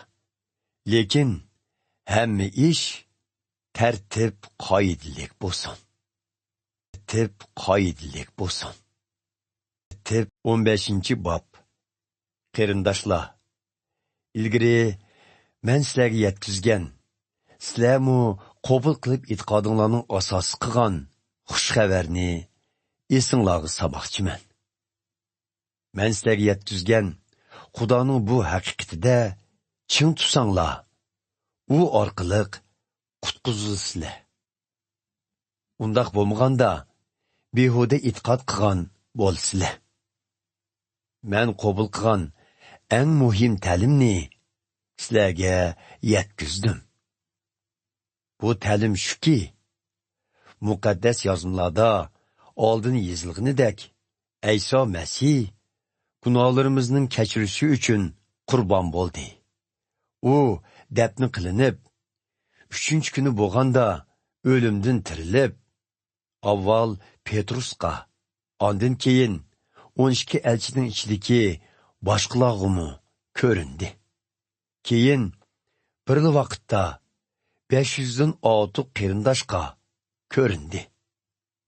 Bu qarindoshlarning ba'zilari olamdan o'tgan bo'lsa-mu, ko'pchiligi texi hayot. Ayso Masih keyin inisi Yoqubga, undan keyin hamma elchilarga eng oxirida xuddi vaqt tug'ilgan bu vaqtdek ko'rimsiz bo'lgan ma'numi ko'rindi. Men elchi orasidagi eng arzimas elchiman. Hamda Xudoning jamoatchiligiga ziyonkashlik qilganligim uchun elchi deb otilishqimi loyiq emasman. Lekin hozir elchi bo'lishim Xudoning menga ko'rsatgan mehr shafqati orqali bo'ldi. Uning menga qilgan mehr shafqati bekorga ketmadi. Chunki Xudoning xizmatida elchilarning hammasidan ko'p ajr sungdirdim. Amaliyotda men o'z kuch qobiliyatim bilan emas, balki menga mehr shafqat ko'rsatgan Xudoning kuchi bilan ishladim. Demak, mayli men yoki boshqa elchilar bo'lsin, hammamizning yetkizganlari o'xshash bo'lib, u dal sizlar ishni qabul qilgan xush xabardir. Ayso Masihning o'limdan tirilganligi sizlarga yetkizilgan turuqliq. Ya'ni nima uchun oranglarda ba'zilar o'lganlar qayta tirilmaydi deydi. Agar o'lganlar qayta tiriladigan ish bo'lmasa, Ayso Masihning tirilishimi mumkin bo'lmagan bo'ladi. Ayso Masih tirilmagan bo'lsa, bizning yetkizgan ta'limlarimiz va sizlarning e'tiqodinglar behuda bo'lib ketadi. Hatto bizning Xudo to'g'risidagi guvohligimizmi yolg'on bo'lgan bo'ladi. Chunki biz Xudoning Ayso Masihning o'limdan tirilganligiga guvohlik berdik. Agar haqiqatan o'limdan tirilish bo'lmasa, Xudomi Ayso Masihni o'limdan tirildirmagan bo'ladi. Agar o'lganlar qayta tiriladigan ish bo'lmasa, Ayso Masihning tirilishi mumkin emas edi. Ayso Masih tirilmagan bo'lsa, e'tiqodinglar ahamiyatsiz bo'lib, gunohlaringlar texcha kechirilmagan bo'ladi. U chog'da Ayso Masihga e'tiqod qilgan ham tugab ketgan qarindoshlarmi do'zaxga tushgan bo'ladi. Agar faqat bugungi hayot uchunla Ayso Masihga umid bog'lagan bo'lsak, u chog'da biz bu dunyodagi har qanday bechora kishilardanmi bechora bo'lib qolgan bo'lamiz. Lekin amaliyotda Ayso Masih o'limdan tirildi. Uning tirilishi o'lganlarning qayta tirilganligiga kapolatlik qildi. Chunki o'lim bir odam, ya'ni odam oti orqali dunyoda paydo bo'lganidek, o'limdan tirilishmi bir odam, ya'ni Ayso Masih orqali paydo bo'ldi. Butkul inson odam otining avlodi bo'lganligi uchun uningga o'xshashla o'limga mahkum qilindi. Lekin Ayso Masihga mansub bo'lgan bizlar Ayso Masihga o'xshash o'limdan tirilamiz. Biroq har bir odamning o'z navbati bor. Oldi bilan kapolatchi bo'lgan Ayso Masih tirildi. Ondan keyin Ayso Masih qaytib kelganda uningga mansub bo'lganlar tirildi. Ondan qiyomat kuni keladi. Shu chaqda Ayso Masih yomon ruhlardan iborat bo'lgan barliq hukmronlar, huquqdorlar va kuchlarni yo'qotib, podsholigini otimiz Xudoga topshirib berdi. Ayso Masih butkul dushmanlarini mag'lub qilib, ularni o'zining oyog'i ostida tiz puturguncha hukm surish kerak. Yo'qotilgan eng oxirgi dushman o'limdir. Muqaddas yozmalarda Xudo hammani uning oyog'i ostida tiz puturdi deyiladi. Bu yerda aytilgan barlig'ini uning oyog'i ostida tiz puturdi degan so'zning Xudoni o'z ichiga olmaydiganligi aniqdir. Butkul mavjudot Ayso Masihga tiz pukkanda Xudoning o'g'li, ya'ni Ayso Masihmu butkul mavjudotni o'ziga tiz puturib bergan Xudoga tiz pukidi. Shu chog'da Xudo hammasiga nisbatan haqiqatan boshqarg'uvchi bo'ladi. O'limdan tirilish bo'lmasa, ba'zilarning o'lganlar uchun cho'mildirilishini qandoq tushunish kerak? O'lganlar zodi tirilmasa, kishilarning ular uchun cho'mildirilgani bekor bo'ladi. Biz nima uchun har doim o'zimizni xatarga otaymiz? Mening har kuni o'limga duch kelayotganim rost.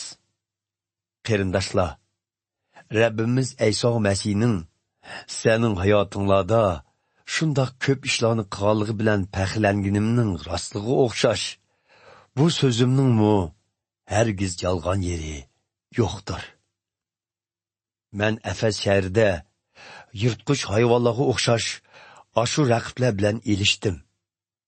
O'limdan tirilish bo'lmasa, mening shundoq qilganimning nima foydasi bo'ladi? Agar o'lganlar tirilmasa, undaqda baribir at o'lib ketadigan bo'lgandan keyin yeb ichib yurib olayli degan so'z yo'lliq bo'ladi. Bundaq so'zlarga aldanmanglar. Chunki yomon bilan do'st bo'lsang, yaxshi axloqni buzar. Aql hoshinglarni tepib, gunoh qilishdan qo'l uzinglar. Ba'zilaringlar Xudoni texchi tonimaysizlar. Bu so'zni sizlarni xijil bo'lsin deb aytibman. Lekin ba'zilar o'lganlar qandoq tiriladi? Agar o'lgan odam tirilsa, uning teni qandoq bo'ladi deb so'rashi mumkin. Nima degan ahmiqona savol. O'lganlarning tirilishi xuddi urug'ning to'pig'i tashlanib, qurbon bo'lib, qayta big' surib chiqiniga o'xshaydi. Dehqon urug'ni terig'ini da unib chiqadigan o'simlikning o'zini emas, faqat urug'ini, masalan, bug'doy yoki boshqa bir o'simlikning urug'ini teriydi. Xudo bo'lsa, o'z xohishi bo'yicha ashu har bir urug'ning o'z nasliga xos tanlarini berdi. Har bir urug'ning teni o'xshash bo'lmagandek, hamma jonliqlarning tenimi bir-biriga o'xshash bo'lmaydi. İnsanlarning, hayvonlarning, qushlarning va baliqlarning teni bir-biriga o'xshash emas. Osmonda jismlar bor, yerdimi jismlar bor. Osmondagi jismlarning go'zalligi boshqadir. Yerdagi jismlarning go'zalligi boshqadir. Quyoshning go'zalligi, oyning go'zalligi ve yıldızlarının güzelliği mi başkadır. Güzellikte yıldız mı, yıldızdan farklıdır. Şununla okşaş, tirildirilgenden keyinki tenimiz, ölgenden keyinki tenimizge okşamaydı. Kömülgen tenimiz çirip getidu. Lekin tirildirilgen tenimiz bolsa, mengü çirmeydi. Tenimiz şerefsiz halda, acizlikta kömüldü. Lekin şan şeref ve kudret de tirildirildi. Tenimiz cismani ten halde kömüldü. Lekin alayidi bir ten halde tirildirildi. Bu dünyaga xos cismani tenimiz bo'g'inidek, u dünyaga xos alayida tenimizmi bor bo'ludi. Bu dunyoga xos ten to'g'riliq muqaddas yozmalarda tunji inson, ya'ni odam otiga hayotlik berildi deb yozilgan. Oxirgi odam ota, ya'ni Ayso Masih bo'lsa, u dunyoda yashashimiz uchun bizga mangulik hayotlik berdi. Eng avval paydo bo'lgan ten u dunyoga xos ten emas, balki bu dunyoga xos tendir. Keyin paydo bo'lgan ten bo'lsa, u dunyoga xos alohida bir tendir. Dastlabki inson yerdan, ya'ni to'pidan yoritildi. Keyingi inson, ya'ni Ayso Masih arshdan keldi. Bu dunyoda yashayotgan insonlar to'pidan yoritilgan odam otiga o'xshaydi. Mangulik hayotga erishadiganlar bo'lsa, arshdan kelgan Ayso Masihga o'xshaydigan bo'ladi. Bizlar to'pidan yoritilgan odam otiga qandoq o'xshash bo'lsak, kelgusida arshdan kelgan Ayso Masihga shundoq o'xshash bo'lamiz. Qarindoshlar, shuni demoqchimanki, bizning go'sh va qondan to'ralgan jismoniy tenimiz Xudoning podshohligiga kirolmaydi. Bizning o'lib chiriydigan tenimiz mangu yashay olmaydi. Endi Xudo menga oshkorlagan haqiqatni sizlarga aytay. Hammamizlar o'lmaymiz. Biroq hammamiz butunlay o'zgaramiz. Bu ish eng oxirgi qanoy kelinganda ko'zni yumib ochguncha bir damdila yuz berdi. Qanoy kelinishi bilanla o'lgan etqochilar chirimas tan bilan tirildi. Bizlarmi o'zgaramiz. Chunki bu chiriydigan tenimiz chirimaydigan tanga, bu o'ladigan tenimiz o'lmaydigan tanga aylanish kerak. Chiriydigan va o'ladigan tenimiz chirimaydigan va o'lmaydigan tanga aylanganda muqaddas yozmadiki, oldin aytgan bu so'zlar amalga oshirildi. O'lim yengilib yo'q bo'ldi.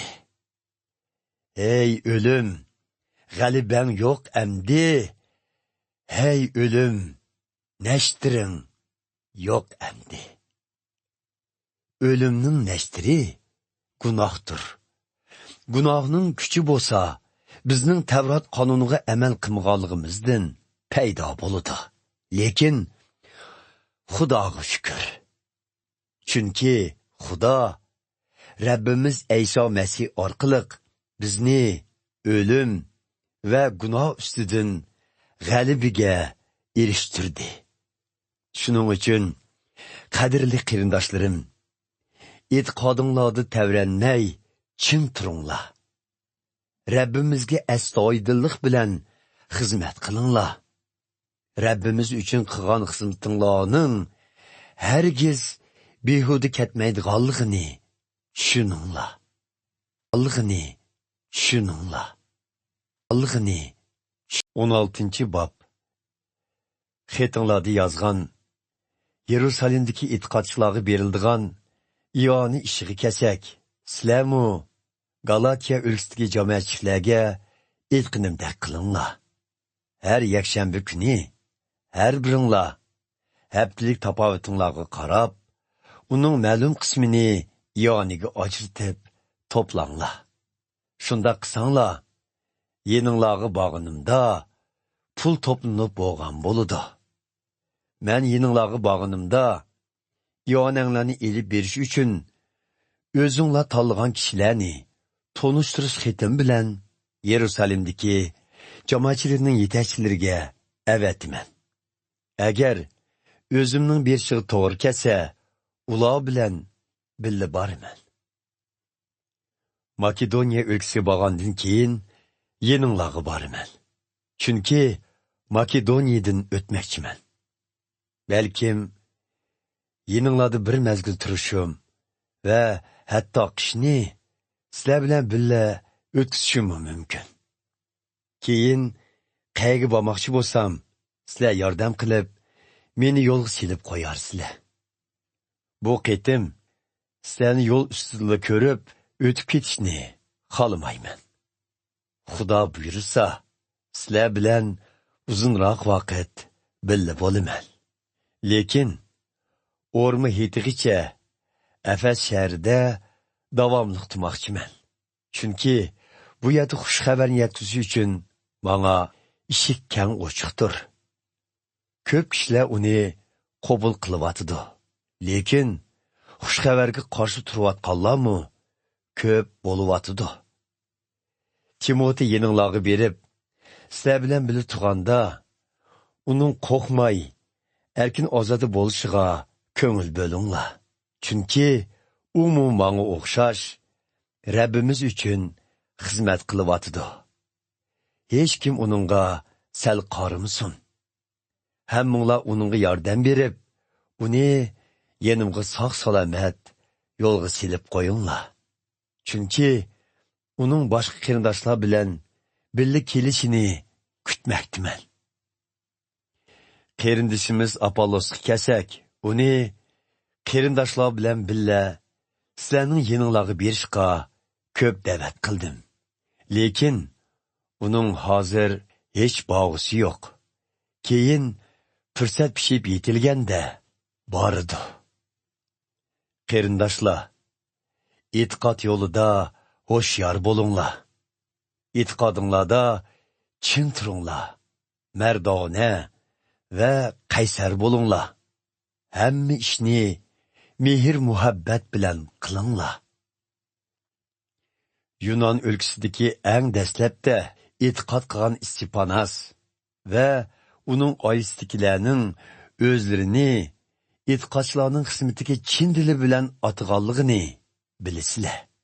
Qarindoshlar, sizlardan o'tinamanki, bundaq kishilarning va ular bilan birlikda Rabbimizga xizmat qilayotganlarning so'zlariga kiringlar. Yeninglardan Istipanas, Fortunat va Axoyikning bu yerga meni yo'qlab kelganligiga nihoyatda xush bo'ldim. Chunki hozir sizlar men bilan birga bo'lamaganinglar uchun ular sizlarning o'rninglarda menga yordam qildi. Ular sizlarni ruhlantirgandek mening qalbimni ruhlantirdi. Bundaq kishilarni qadrlanglar. Bu yerdagi ya'ni Osiyo ülkəsidəki cəmiyyətçilərdən sizlərə salam.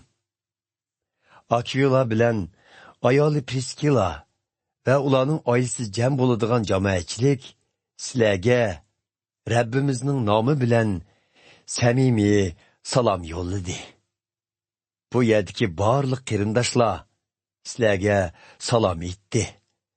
Bir-biringlar bilan mehribonlarcha salomlashinglar. Mana hozir bu oxirgi salomlarni menki Pavlus o'z qo'lim bilan yeziyotiman. Rabbimizni söymaganlarga la'nat bo'lsin. Ey Rabbimiz, kelgaysan. Rabbimiz Aysoning mehr shafqati sizlarga yor bo'lg'ay.